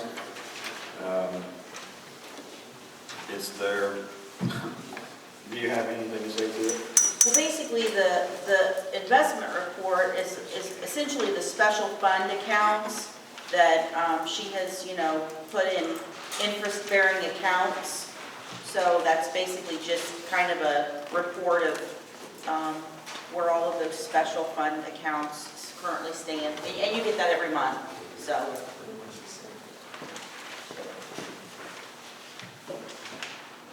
Sean, do you remember exactly when that CURES money got dispersed? I think I heard the first large check that came was probably about, maybe about 3 weeks ago, when she would have gotten that check. I remember I remember her telling me that we got the disbursement, but I didn't remember what date, so I don't that sounds know about I don't right. know the exact date, no, but it was about 3 weeks ago, 12 months ago, when she got it. So that would be a viable explanation of why there's about a $300,000+ increase from the ending balance of November to December. I need approval of that for So I'd make a motion to approve the treasurer's report as presented. Paul Canady, seconded by John Tate. Any discussion on this? Hearing none, all in favor say aye. Aye. All opposed, same sign. Up next, Alan Spessard and the highway report.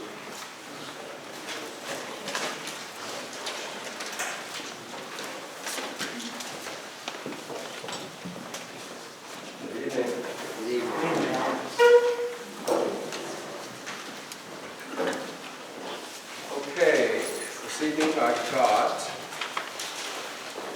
3 agreements and a resolution. And then some updates. I've got the annual report that I've handed out. If anybody does not have a copy and would like a copy, I've got some extras here. I'll go real briefly over that, like I do every year. First item I have is an engineering agreement with Civil Design Incorporated to design the box culvert for Prairie Township near Herbert. That's the Rebuild Illinois funds that I've talked about the last few months as we passed the petition from the Highway Commissioner, or the resolution from the Highway Commissioner to use those funds for this effort. So I'm recommending approval to that engineering agreement. I get a motion to approve that engineering agreement. Bob Simpson made a motion. Can I get a second? Second. Earl Baker seconds. Okay, the next 3 Hang on. I'm sorry. Now we'll take a vote. Actually, is there any discussion? Are we going to get the civil engineering outfit, the number of the drainage district you can contact? Yes. Thank you. And that's you. We're actually going to have a meeting and maybe we'll just have you come. That'll work. Any other discussion? Hearing none, all in favor say aye. Aye. All opposed, same sign. Go ahead. Okay, I have, the next 3 items all deal with the same project. It's the one I'm talking about many times, Calvary Road Improvement Project. In order, it's scheduled for a bid opening on March 5th in Springfield. The reason they opened the bid in Springfield is the contract is actually, the construction is actually between the Illinois Department of Transportation and the contractor. It's not with the county. And so they bid it in Springfield, and there's federal funds involved. That's another reason why they do it. In order to get all the paperwork together, I've got 3 items here, and I'll just go one at a time. That is required by the Illinois Department of Transportation. The first one is a resolution by the county board that says we have adequate funds for the matching dollars associated with this project.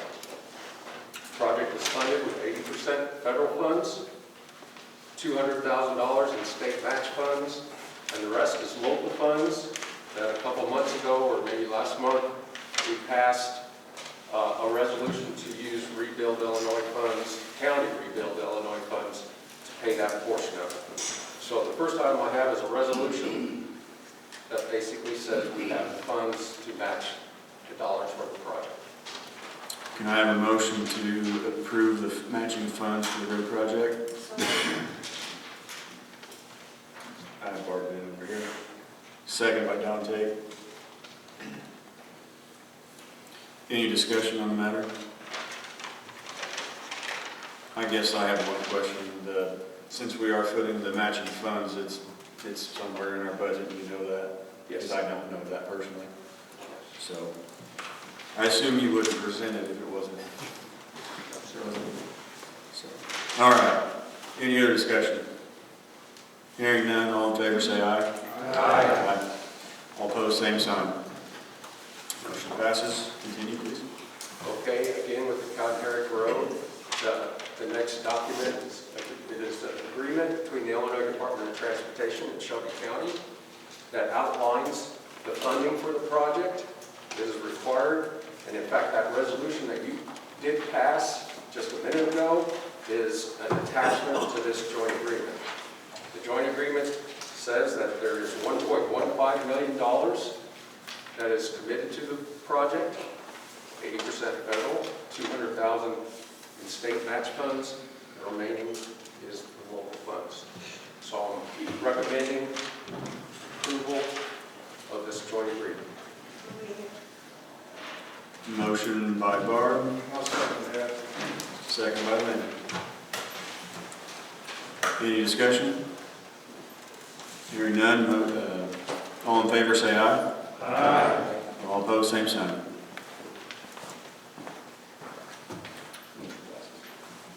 The next item I have is a construction oversight agreement to hire a company to help the highway department out with the construction oversight of the County Herrick Road. We've lost all our staff related to that. I will be the resident engineer on the project. I have one other person that has just started with the highway department within the last 6 months that will help out, and this engineering company will supplement that. The funds would be paid out of the Rebuild Illinois funds that we passed a month or so ago. That's Hampton, Luzini, and Renner is the name of the company. Barb makes the motion. What is the motion? To pass an engineering agreement to aid the county highway department in the construction oversight of the county Herrick roads. Okay. John Pope, second? No, hang on. Hold on. Question. Hold on. We need a second first. I'll second it. Gary Gerby seconds. Now discussion. Question on the idea, what did you mean by you're going to be the resident engineer on the job? Explain that. Yes, the requirement for all IDOT contracts, this is an IDOT contract with the contractor, is that the local agency has a resident engineer designated for the project that has to be a full-time employee of the local agency. Before you have been? Before I had staff that performed that. And now you have no staff? I have one. You're just going to be overseeing like you normally do? No, usually I'll have to do more than I normally do because there's bookkeeping and meetings, and so, but with the staff I have, it's something I have to do. You won't be compensated anymore for doing that? No, I don't get compensated anymore. No more outlay because of that? Sorry? There won't be any more outlay because you're short of staff, or you have to hire staff? I'm not following you. You've lost staff, Right. so you can't complete the job you have to do. Right. So you're going to do the same job without the staff with no more pay? He's not getting paid extra. He's That's not what- getting paid that's my extra. question. You're hiring more staff to help you do that? I'm hiring this engineering firm to help me do this, yes. An engineering firm to do it, and then you're going to oversee it as the resident engineer. But no more money. Right. I'm not sure I follow you. I'm just trying to figure out, So you're here- hiring another firm, will it like that? Here's the agreement. When federal funds are used for construction and the engineer or the engineer's assigned staff is named as resident construction supervisor, the engineer is required to be pre-qualified with the state in construction inspection. The on-site resident construction supervisor and project inspector shall possess a valid documentation of contract quantities and certification. That's right here in this agreement. The only thing I'm missing is you lost some staff, so you're hiring this extra firm to oversee it. And what's the cost of that? $82,000. To replace the staff that you've got now, basically. You know, to do the oversight of this project. I'm missing something there. I thought you were hiring this firm to oversee it because you're short staffed. That is correct. So if you had the staff, you wouldn't spend $82,000. Right, correct. Does anybody understand the numbers? I'm lost. you're You got spend an extra 82,000 because you don't have a couple supplementals? That's not out of line. But don't you get reimbursed for part of the 83,000 now? We use the Rebuild Illinois funds for that. He's tried to hire staff, getting people that are qualified for this job, it's hard to get. He has interviewed people, he has done his stuff on that, I haven't so. heard anything, that's why I questioned it. Well, I have. It sounds like a lot of money to replace a couple staff. And that comes through the rebuild on the Wi-Fi. The fees that were Earl. We don't have to go out for bids and see other quotes for this kind of money. We can just hire a county engineering firm, I want your engineering firm to pay $82,000. Some other engineering firm maybe charge $50,000. I don't know. Sounds like. You don't bid, Professional Services Act, we don't bid engineering or professional services based on cost. You can bid it for, compete it, I guess would be a better way, based on quality-based selection. It would be a quality-based selection tech effort, which we do on occasion. But you don't have to by statute if you have a good working relationship with the engineering firm. Why on earth would you not bid for cost? Because why don't we bid for cost? Absolutely. Because the Professional Services Act says you have to bid based on quality when you hire professional services. Yeah, that's just, quality is just one of the lines. You can find the people that meet the quality, but also compete on price. What he's saying is this is the firm that meets both prongs. Where are they out of? They're out of Springfield. How much, what's the length of time? You're saying $82,000, acting like we're swallowing an elephant, but how long is it? About 3 months. So $82,000 for 3 months. Yes. That helps put it in better perspective. Thank you, sir.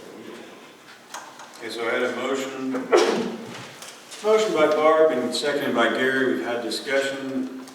Another Mark Bennett. One short thing.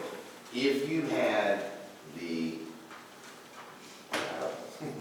staff, would you not hire any outside engineering?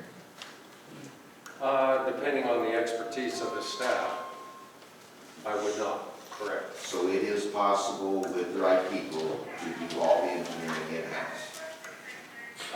It's with the right qualifications. It's possible. I don't know of any county that does it that way because they can't get, there's a infrastructure involved with having all the different expertise is involved. Have you ever been in that situation? Have I ever been in? Where you had to qualify people on staff? For portions of the project, yes, and we do that. We have. No, I mean for the complete engineering portion where you wouldn't outsource. On construction oversight, yes. Okay. For engineering design, no.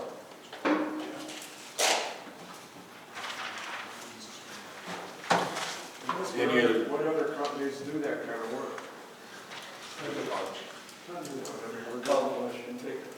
What made you go to these guys?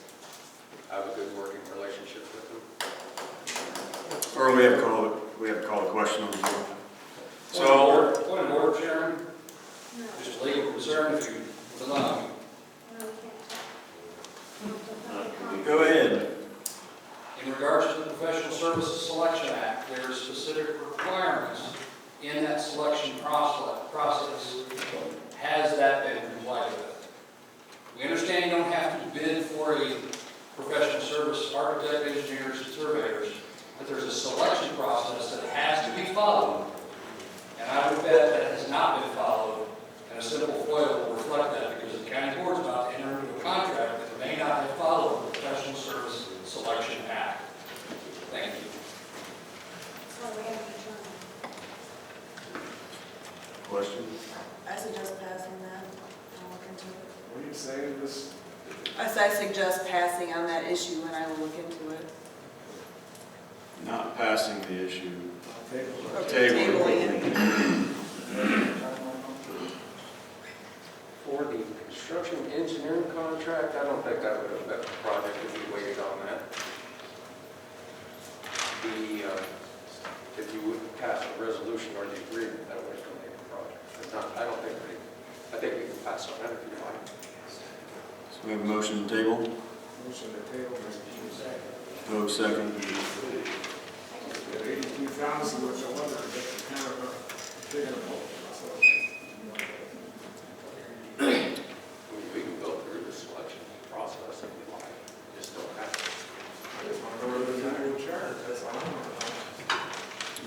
So all in favor of tabling the motion, say aye. Aye. All opposed, same sign. No. No. All right. Raise hands on the notes.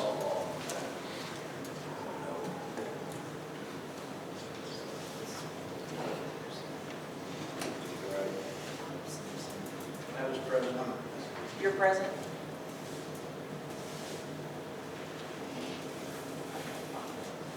Five noes, one present. That leaves 6, 12 yeses. 18 members there. 19. Oh, 13 yeses. 13 yeses, sorry. Motion passes table. Okay, I have some updated, let me see, I've got the annual report.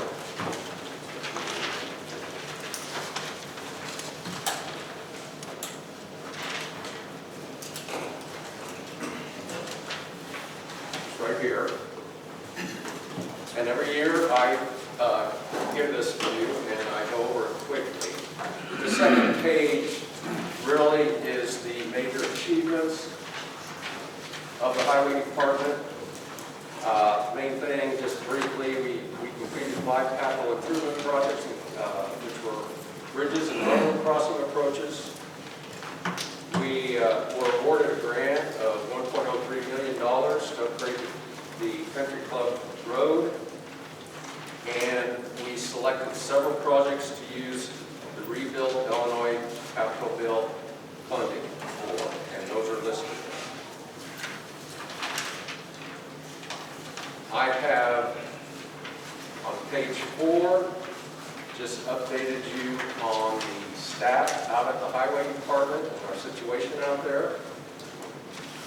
And the continuing change of personnel at our department shows that there's currently one open position for another engineer. That's soon to be 2, I'm sure, because I believe one more is going to retire this year. And we have 2 open positions for laborers. On page 8 is the Road and Bridge Committee and the function and how we go about our business on the Road and Bridge Committee and the different decisions that were made by the committee this year. They're listed there. The rest of the report is basically photographs and information on different projects, maintenance as well as capital improvement project, bridges,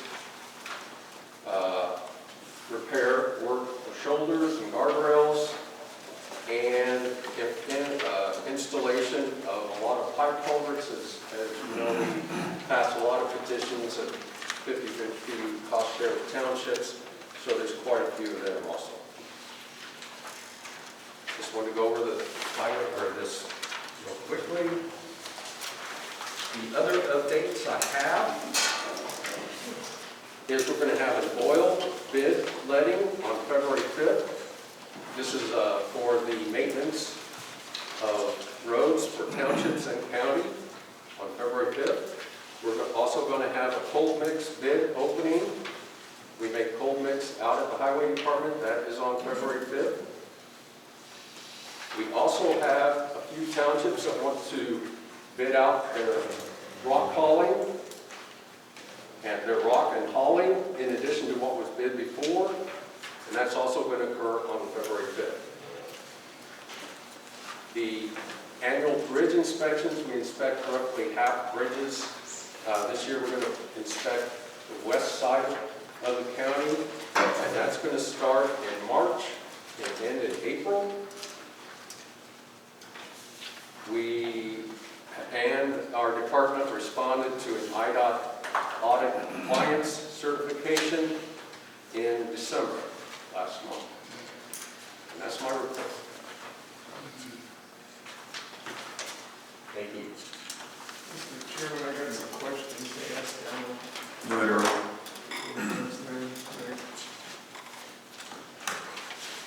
Got a couple questions. One, where do you post for engineering, to hire engineers?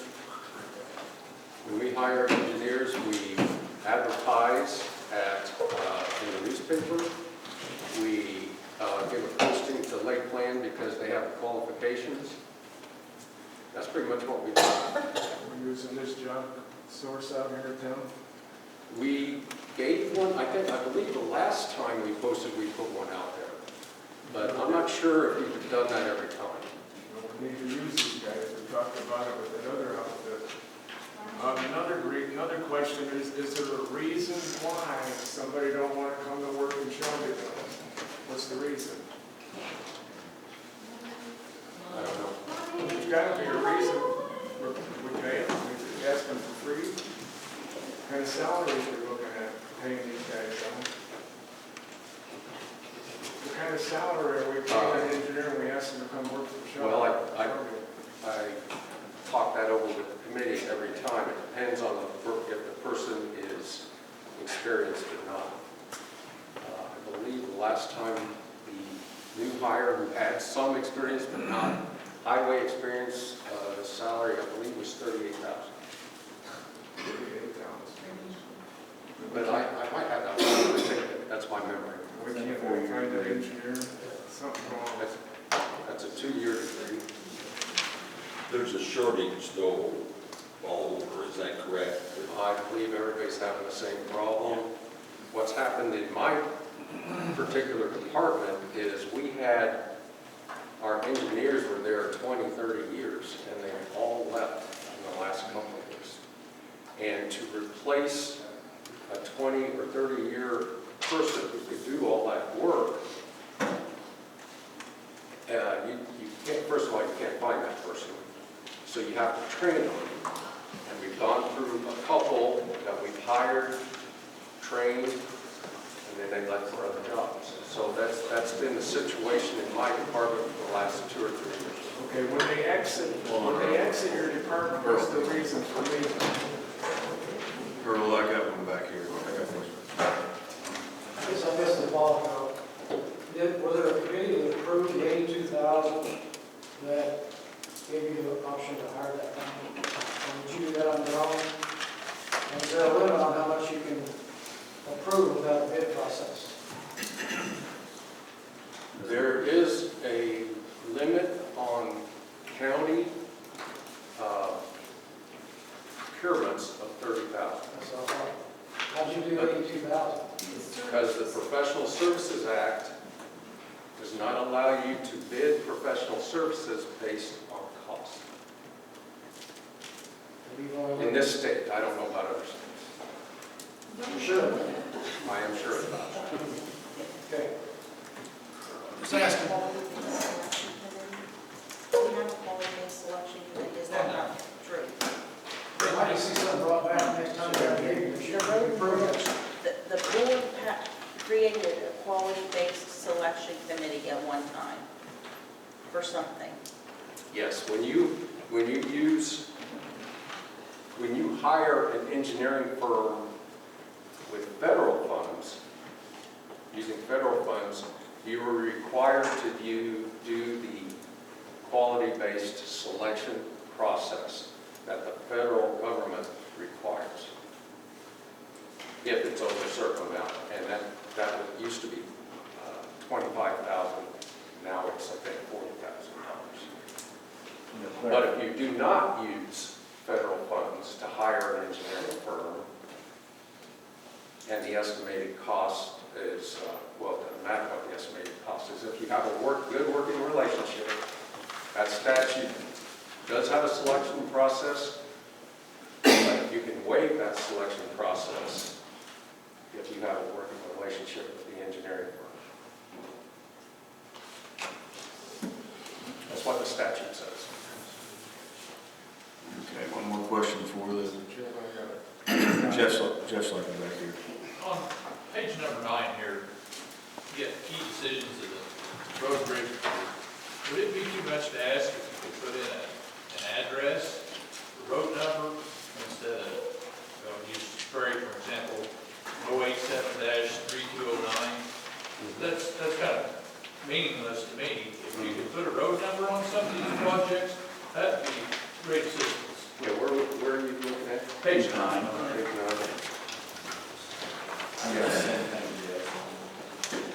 Yeah, I certainly do that. That would make it a whole lot simpler for us. Thank you, Al. Mr. Chairman, I'm still asking a question. When he interviews these employees, why are they leaving? Are you even getting an excellent interview, or? You should be giving an. Well, I talked to the people, What and I say? asked Why are they leaving? well, in the last 2 years, I've had 3 retire.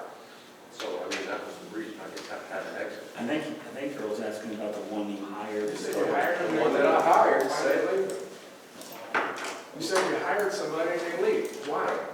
I'm trying to tell you. Well, wait an answer. You didn't want to run on retirement. Hold on there, Earl, just let him explain the situation. Upset. That particular person went to another engineering firm. He was getting paid more, according to him anyway.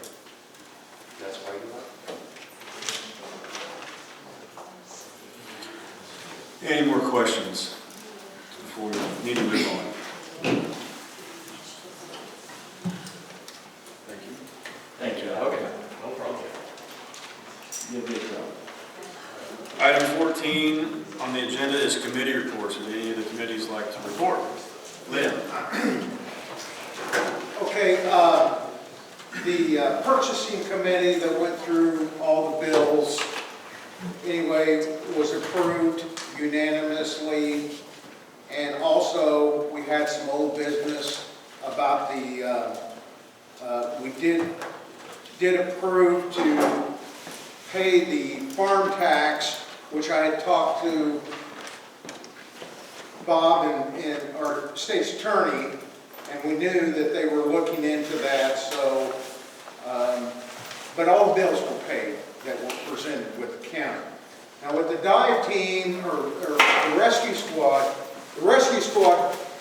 in the month of December and the month of January so far, they have made 8 calls that they were called out and actually did work, where they had to extract or do something there. The rescue squad, they've got an old vehicle, and we have the coroner here asking for a vehicle, but this rescue squad has beyond, it's amazing what they do. Now you do have some fire departments that have a rescue, or they use them also as a rescue squad. But when it comes right down to, if we have anhydrous, or we would have a train derailment, or we have anything, that rescue squad would go on the scene. And anyway, their truck is an old truck. The coroner was asking for a vehicle.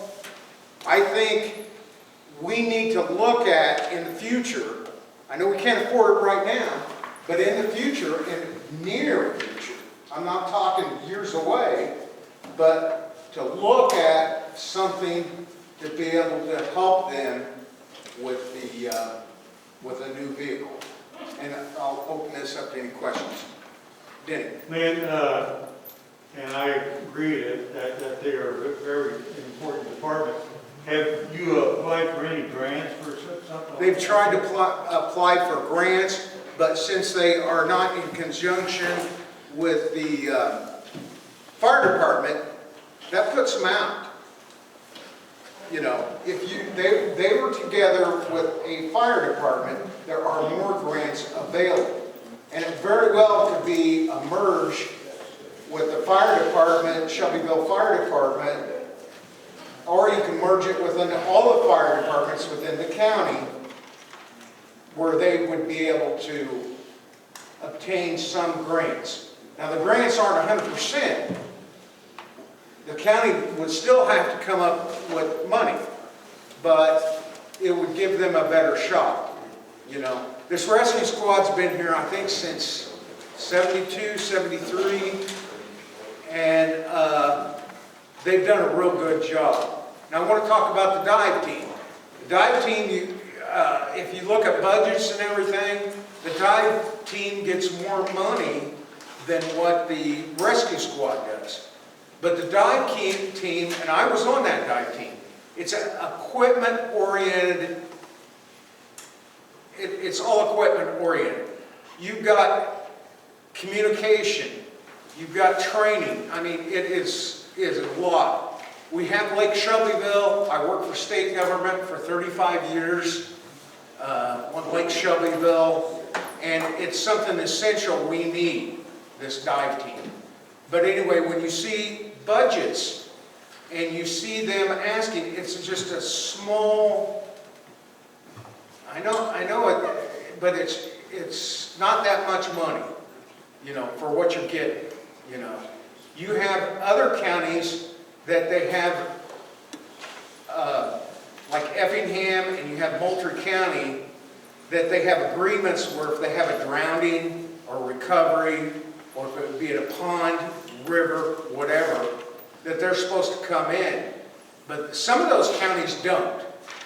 And because they've lost members, or they've lost funding, and they just, or they don't have the right equipment. So anyway, I present that to you. Oh, and another thing, last thing, is the rescue squad and dive team, they have to go to buy like the Jaws of Life, excuse me, or let's say communication, radar, or whatever. They have to go to certain vendors that sell that. A lot of this stuff that they could get off Amazon if they had a credit card. And what I'm asking the board, they want to be able, both sides, the rescue squad and dive team, would like to have a $2,500 credit card so they could order a lot of this and save a lot of money online. If they would have to go get an 80-volt battery from one of those vendors, they could get a heck of a lot cheaper if they could just go ahead and order it online and get it. And there is accountability with that. You know, that is within their budgets. They have to stay within their budgets. It just gives them another option for us to save money. Thank you. I have one question to ponder when you present that, and that is if you're not dealing with a vendor, do you have a service agreement so if there's a failure, is there something to go back on? So granted, we're saying that, you know, I know what you're talking about, Okay, money, but there are some things that they buy. Give an example, 80-volt battery. That would open one of the Jaws of Life. Okay, let's say the battery went bad and they ordered from Amazon. There are also, it's good for so long. I can't answer that question to you, Bob, but I believe there is a time where you can trade that in. Now, if it's been within over a year or something, I'm sure that they're going to just have to go out and buy that battery for that Jaws of Life. But if it's something that would happen in 90 days or 6 months, I believe that they'll be able to go back. And, you know, this is, I don't know. yeah, That's why I want to be straight, you know, completely, because I really can't answer the question. Yeah. You were saying that if they combine with the fire department, then they're up for more grants. Yes. Why would they not want to do that? The way it was designed, the rescue squad and the dive team are two different entities, and they have two different budgets, okay? And they started this 20 years ago. They brought back the dive team. And I was a part of that 20 years ago as one of the rescue divers. And instead of merging with the fire department, you know, it was just the dive team was a separate entity. We have not, as a board, we have not really gave them a write-up on the entity that, you know, we could put them anywhere, like with the fire department or the works, you know, I don't know. The fire department is a taxing district, and they levy for their money. And in order, we are under P-TEL, so in order for the fire department to decide they would want the rescue squad to come, they would probably have to have a referenda in order to levy more money, to levy money for the rescue squad. So all of these fire departments are their own taxing districts. So I wouldn't see any fire department that would want to take on, because that's going to take money away from them to have a rescue squad. Right. So, And you can't combine the two to make them. Well, we can do anything. We can do anything, I believe, if we come to an agreement and we work with our state's attorney, and we all work in good faith, I think we could come up with a solution. We just need, and also, Chairman Orman, they also invited you to come to one of their meetings. They're in desperate need of a building where they can put some of their equipment in, and they're not even looking at a vehicle until they can put stuff in there, like Mr. Pogue. He said, you know, they're out there rusting and everything. This is something that we need to look at, not only for the rescue squad, dive team, sheriff's department, coroner, all of this. We need a centralized building where they can put this stuff in. It's up to you and what you want to do in the future and this board. It's up to the board. Well, thanks for the report, and everyone needs to take this under consideration going forward. Any other committee reports? If there's no other questions, I should Yeah, say. Gary, did I miss anything? The one question I had, you said they're two separate entities. I don't think that's the case. I think they are. The rescue team was there, and they organized the dive team under the rescue squad. Under the rescue, and they are really, yes, they're really one budget, but they split.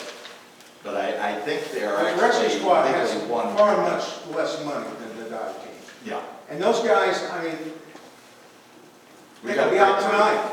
Great group of Yeah, and actually, we've been there and had meetings where they just all leave, you know, because they got a call. They're very dedicated. They're very good for the county. And They this, are wonderful. and this is a volunteer group, isn't it? It's volunteer. Yeah, right. Just like many small fire districts, they're volunteer ambulances and such. Yeah. But with the lake and everything, we are required to have a dive team. Another question. Sure. Was that ever part of the old civil defense years ago? I'm sorry? The old civil defense back in the 70s when we started all around? Back in the 70s, they had, the rescue squad was the dive team. When the rescue squad in the, I think it's 72 or 74, don't quote me on the year, but it's one of those. But when they started this, also, they knew Lake Shelbyville was coming in. We're tourist lake. We have a lot of people coming through all these different municipalities, towns in the county, you know, driving around. So the rescue squad had to go ahead and train a couple divers. Terry Metzger's not here, but he was one, you know. And then later on, they dispersed. Well, the county or the state, I believe, I think the states didn't have to have one, and I don't know that for a fact. Okay. But I think that's the way it is.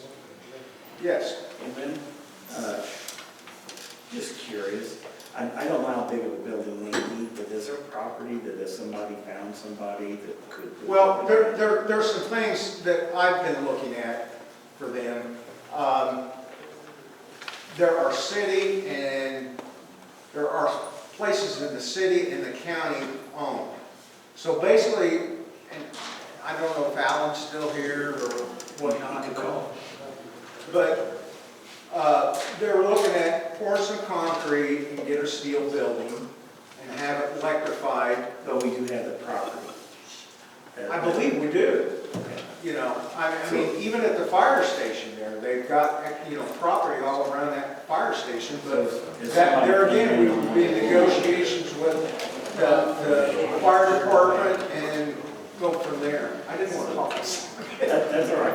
If we can find some generous building. They really want to build it, and they need that truck. But if we can find a generous building, we have property that we can find. That was my. Okay. All right. Any other committee reports? I'll give a real quick one. Fire away. Sheriff's Department, they're taking applications right now for new deputies, and they have had 2 apply so far. And next month, the Merit Commission, I think, is scheduled to meet, but they're hoping to get some more applications. 2 of the original members of the Merit Commission did retire. One retired last month, which we know was Ike Downs, and then this month, Steve Thompson retired, so the 2 starting members there retired. We've got a candidate today that's going to replace one of those members. And then today we have a person volunteer to replace the other one, so I'm sure next month we'll have another person to appoint to that. And this week, needless to say, the most important thing at the Sheriff's Department is this statute or this law that passed this week, which Brad knows more about than any of us. But what happened today is going to affect our service, it's going to affect our costs, it's going to affect our people, and none of it, as of right now, is going to be funded by anybody other than Shelby County. Thank you. I'm done. Thank you for your report. And that's good.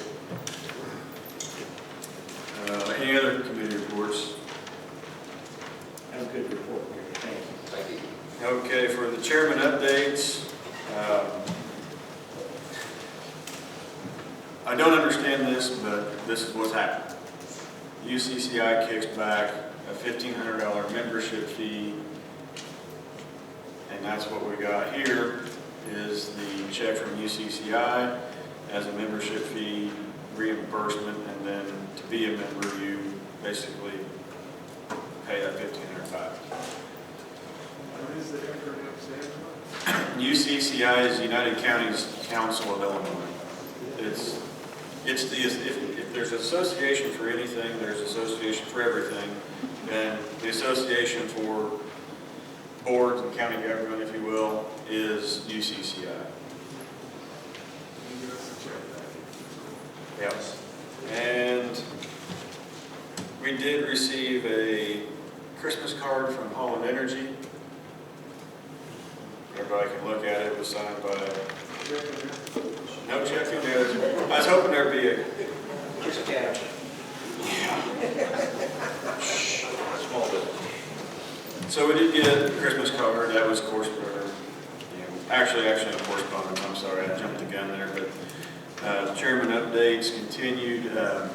Last couple of weeks, like I said, I've been working on the committees and working at trying to get the structure in which we work kind of solidified and written down. I think the biggest problem with what we've got is we don't have a whole lot written down. We need more guidance for myself as well as successors. It's going to be very important to keep a solid, fluid motion going forward.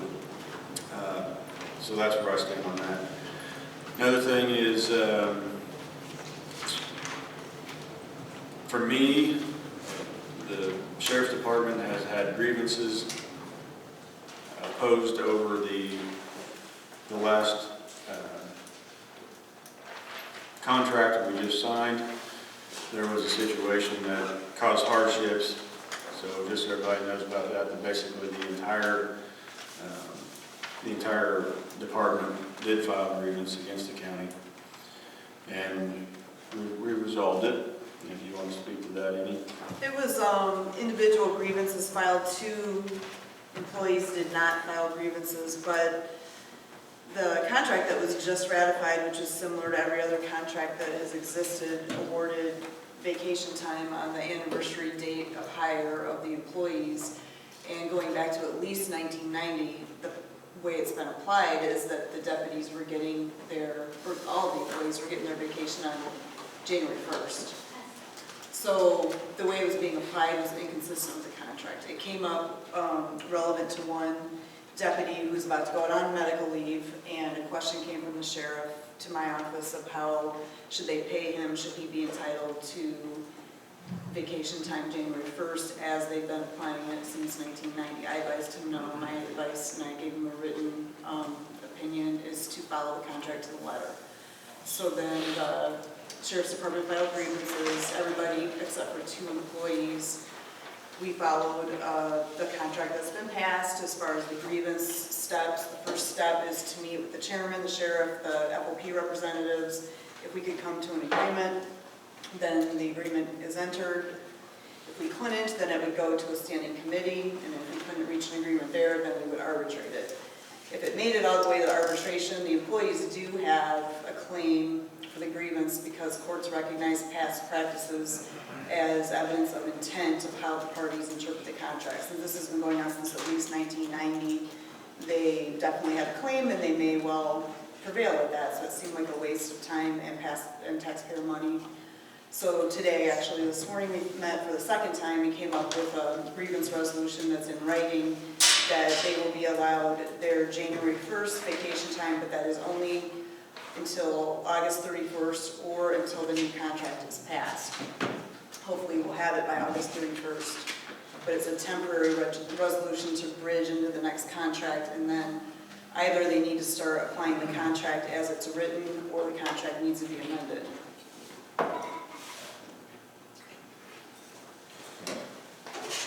So other than that, I really don't have a whole lot to update you on except for, one thing.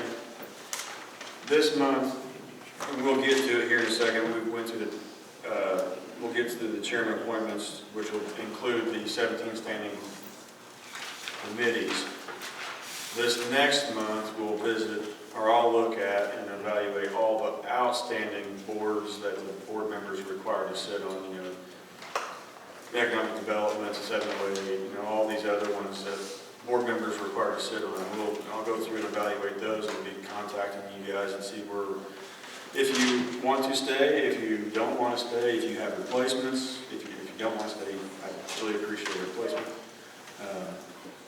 So anyway, I'll be going through those committees just to make sure that's all up to date. Other than that, I think we're ready to start on the chairman appointments. Okay. First on the chairman appointments is Annie Reed to the Mental Health 708 Board. Can I get a motion for that?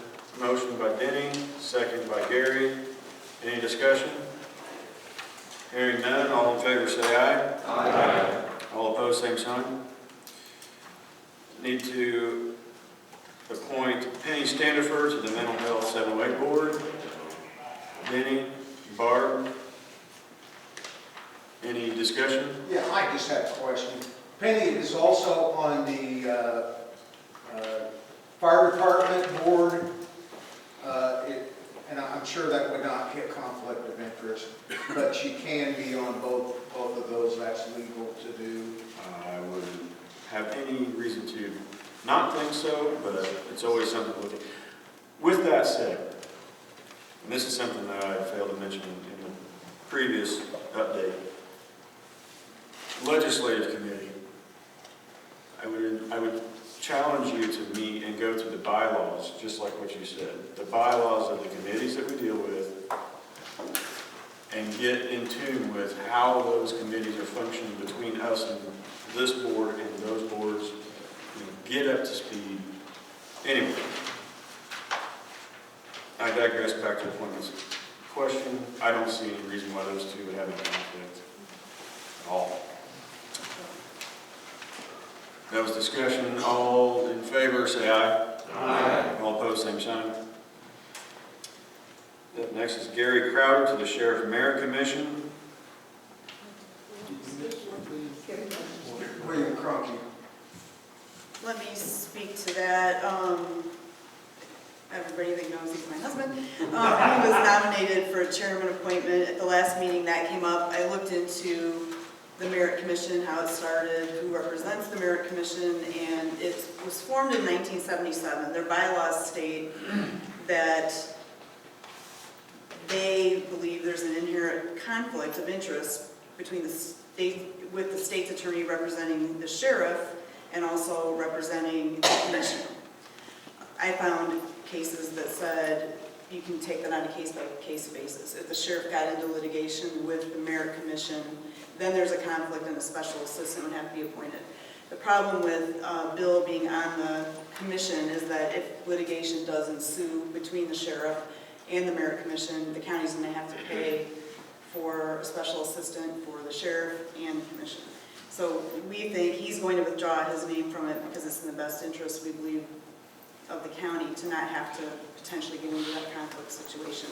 He has a lot of experience in this area and he can still consult if they have questions, but to actually be on the commission, I think could lead to, you need 2 attorneys appointed. So, and I talked a little bit about that at the law enforcement committee meeting, and we've been discussing it. Prior to this, Doug and Doug represented the Merit Commission. I told Ms. Norm, she agreed, I'll take it over. So the next meeting's February 9th and we'll start over.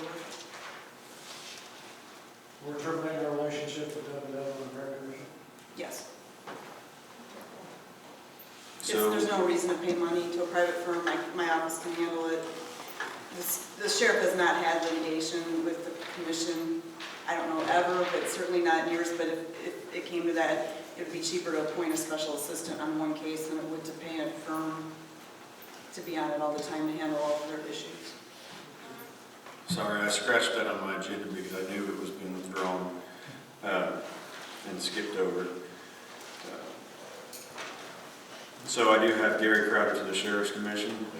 I have Gary Patterson on the motion. I have Bob Simpson on the second. Any discussion? Hearing none, all in favor say aye. Aye. All opposed, same sign. Ramiro Estrada as the Public Safety Appointee for the ETSB 911 Board. Brian makes the motion. I'll second. Rod Hyde, second. Any discussion on the matter? Hearing none, all in favor say aye. Aye. All opposed, same sign. Okay, for the county board appointments, in your board packets, you all received the committees.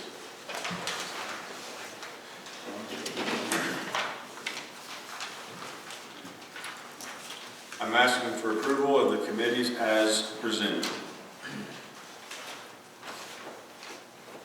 I'll make that motion.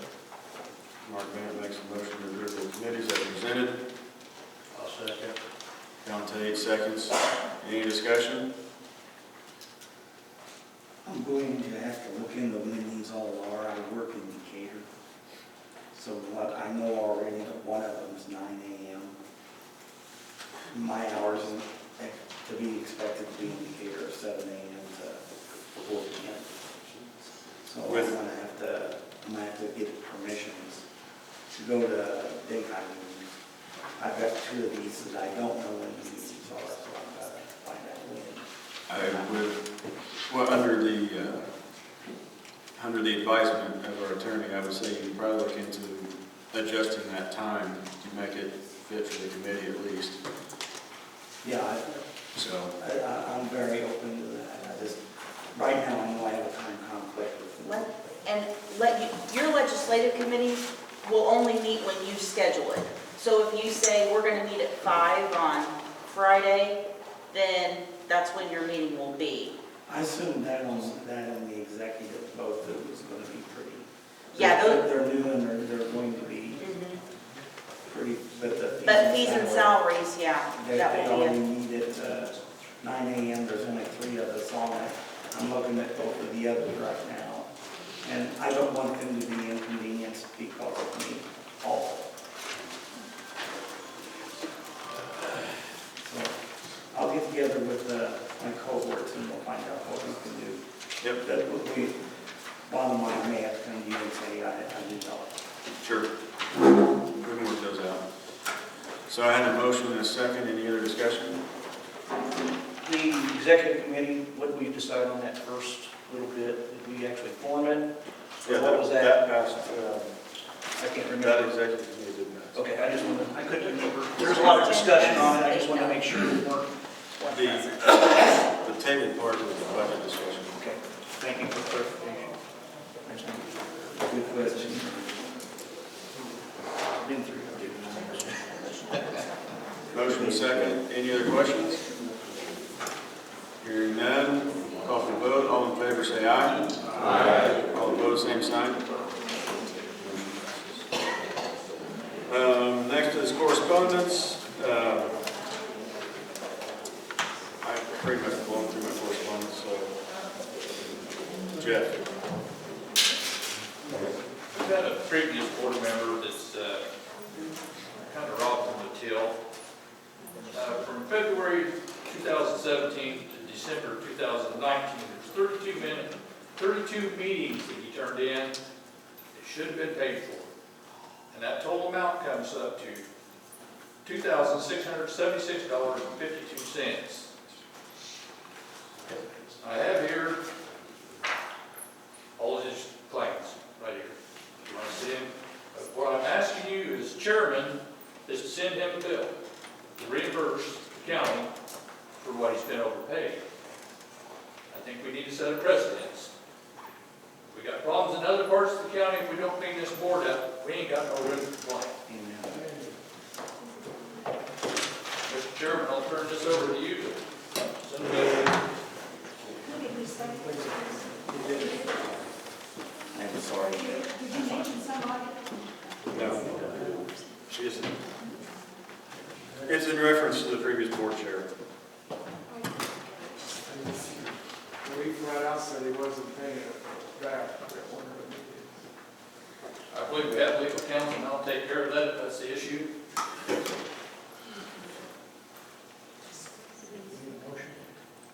No, it's not. So after that, we have Terry, which is absent this evening.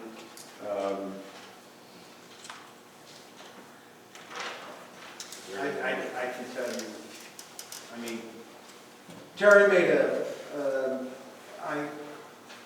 I'm head of the purchasing committee up to today, and there had been 2 separate motions to pay the farm tax. And I'm sure Terry wanted to talk about it. Terry feels that it should have been paid. There's a lot of interest that keeps adding up on it.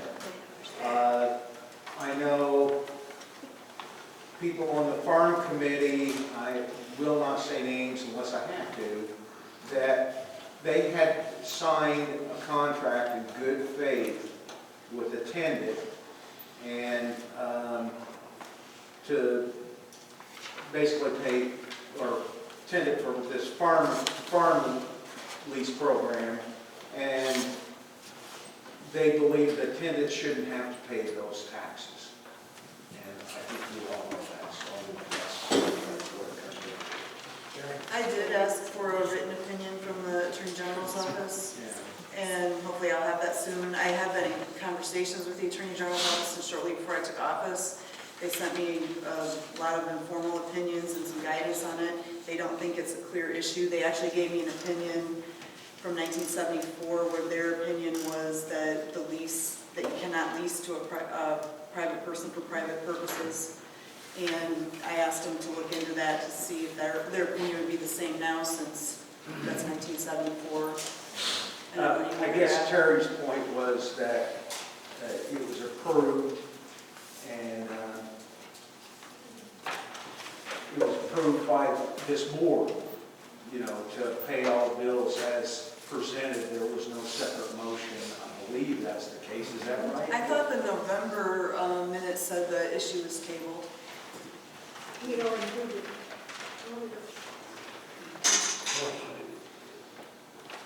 So the board did vote to pay the taxes? I don't know, I have to look at my past meetings.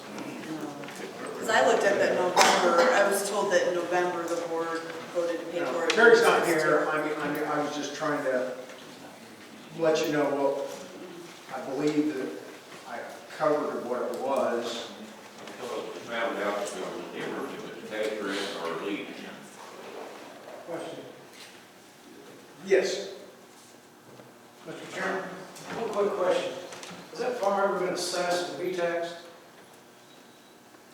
It's not exempt, it is assessed. It's exempt? It's not exempt. The county farm ground is not exempt. It formerly was the poor farm. I actually went down and looked at some stuff for Nicole. I did find where the board had said prior to, I believe, 75, because in October of 1975, they did a lease. I found something prior to that that specifically said, the Attorney General said the county farm could not be leased for cash, but for grain, which I thought didn't make any sense to me, but. In the new situations with county assets, you have to have it assessed, to even be able to charge tax. You have to go through assessment first. Well, I mean, the assessor does assess taxes on that farm ground. Okay, so this wasn't included in the lease? Yeah. Right? The payment of the taxes was never The included. farmer, even an heir, has to pay the back taxes on it. That's what I was saying. That contract? Go ahead. That's what I was saying, and I was told no. I said, well, if we're getting into this, that he has to pay those taxes, and they said, well, no, only for last year, okay? Well, the way I understand it, the way the United States government is they go back at least 7 years, and maybe they can go even further. So that would well, let me finish. That would put that tenant, if we go that way, he would have to pay all this money for, I don't know for a fact, but it might be 7 years. Problem is, then you don't have it in the contract, though. It's just to pay them. If the contract said it's X dollars an acre plus taxes, you probably have to pay it. But if it wasn't in the contract, the county messed up, and they didn't have the taxes in that contract, lease contract. Yeah, and that's why we're waiting on the written opinion Yeah. before that needs to be assessed. So what's our direction on this?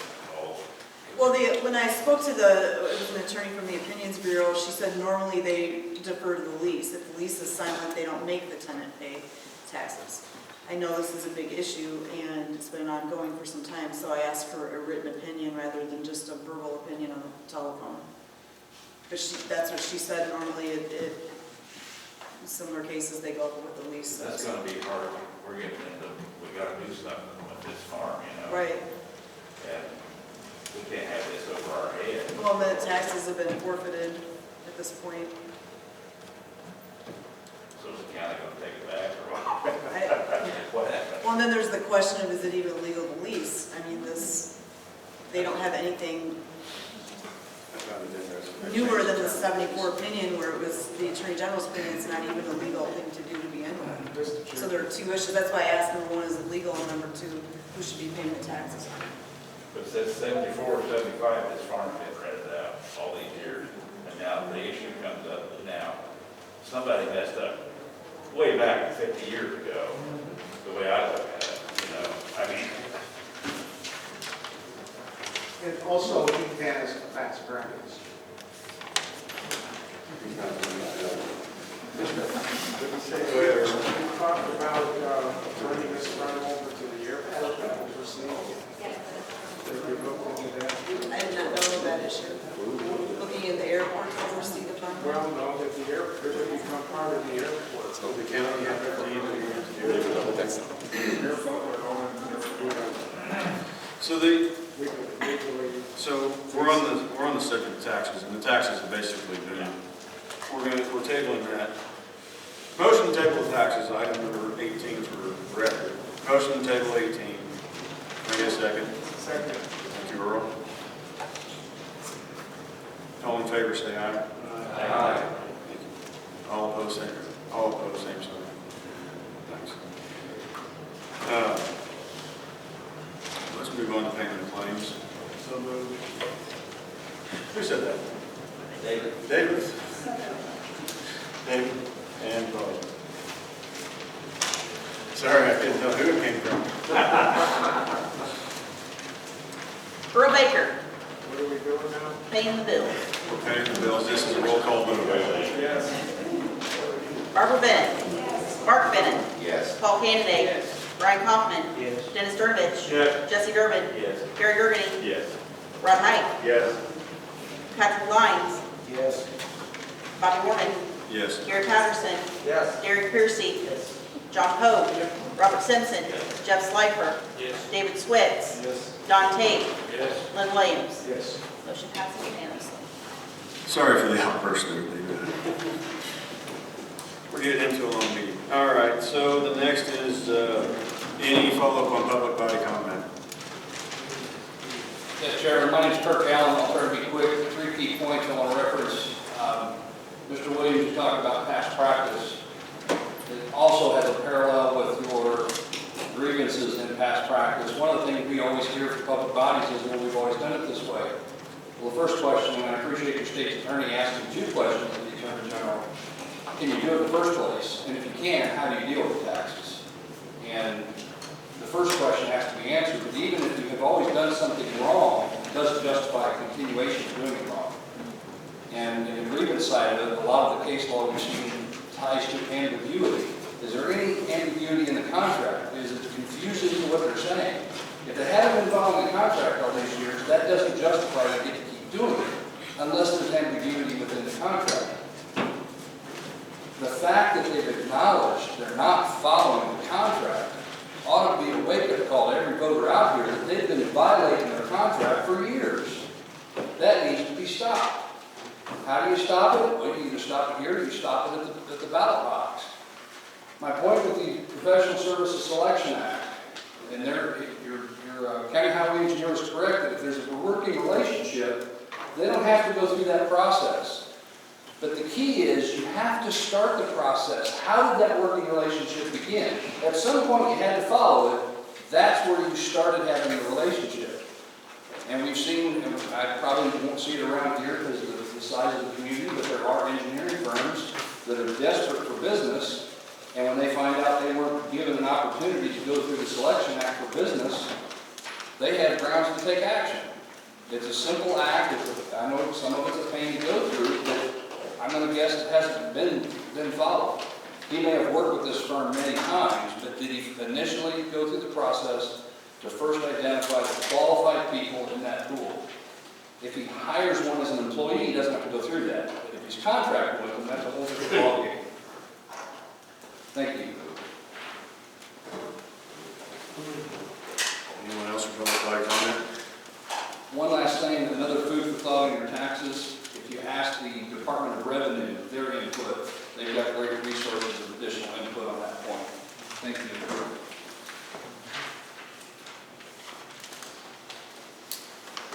Sonny Ross from Windsor, Illinois. Thank you for acknowledging me, Mr. Chairman. I'd like to thank you guys for 2 things that you did for us tonight. Number 1, putting that PCOM back into control of the treasurer's office. It should save us some tax dollars. She was doing it before, she's doing it now. I applaud you for that. And then also for terminating the contract with WW and allowing our kids to come in and take over and take care of those guys. Thank you for doing it.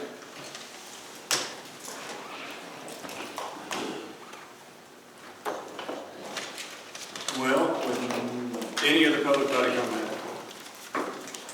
I think I was getting ready to drum up the motion to adjourn. No, I got a question on that. Hold on. What's your question? Well, I asked about, on the last agenda, it was asked about the firm we're talking about that, and it's also talking about the state's attorney investigating on the illegal gun sales, where we at with that, and then the public property for private use, we've asked about looking into that, where we at with that, and the possible overpayment with the sheriff's office, do that, Chair, and where we at with that. There's several things that we've was the last one? I didn't hear that. Overpayment at the sheriff's office, that's that, the audit price that we haven't heard. I talked to John Vanderberg the day before yesterday. He thinks he'll have that done by the end of February with the report. That's an estimate, that's what he said. With respect to that issue, it has been investigated by a police agency. It will be supplemented with John Vanderberg's report once it's complete. I've already been in contact with 2 prosecuting agencies because the state's attorney's office is going to have a conflict making a decision on it since our office represents the sheriff's department. But I've been in contact with 2 different prosecuting agencies to make a charging decision. And with respect to the gun sales, that's also been fully investigated, and that's in the same request to the prosecutor with the third issue, the overpayment. With respect to the using personal property allegation, that is a new investigation, but it is ongoing. It's not ready to be looked at, it just started. Okay. Any other public want to comment? No? David? Motion to adjourn, second. Mark, second. All in favor, say aye. Aye.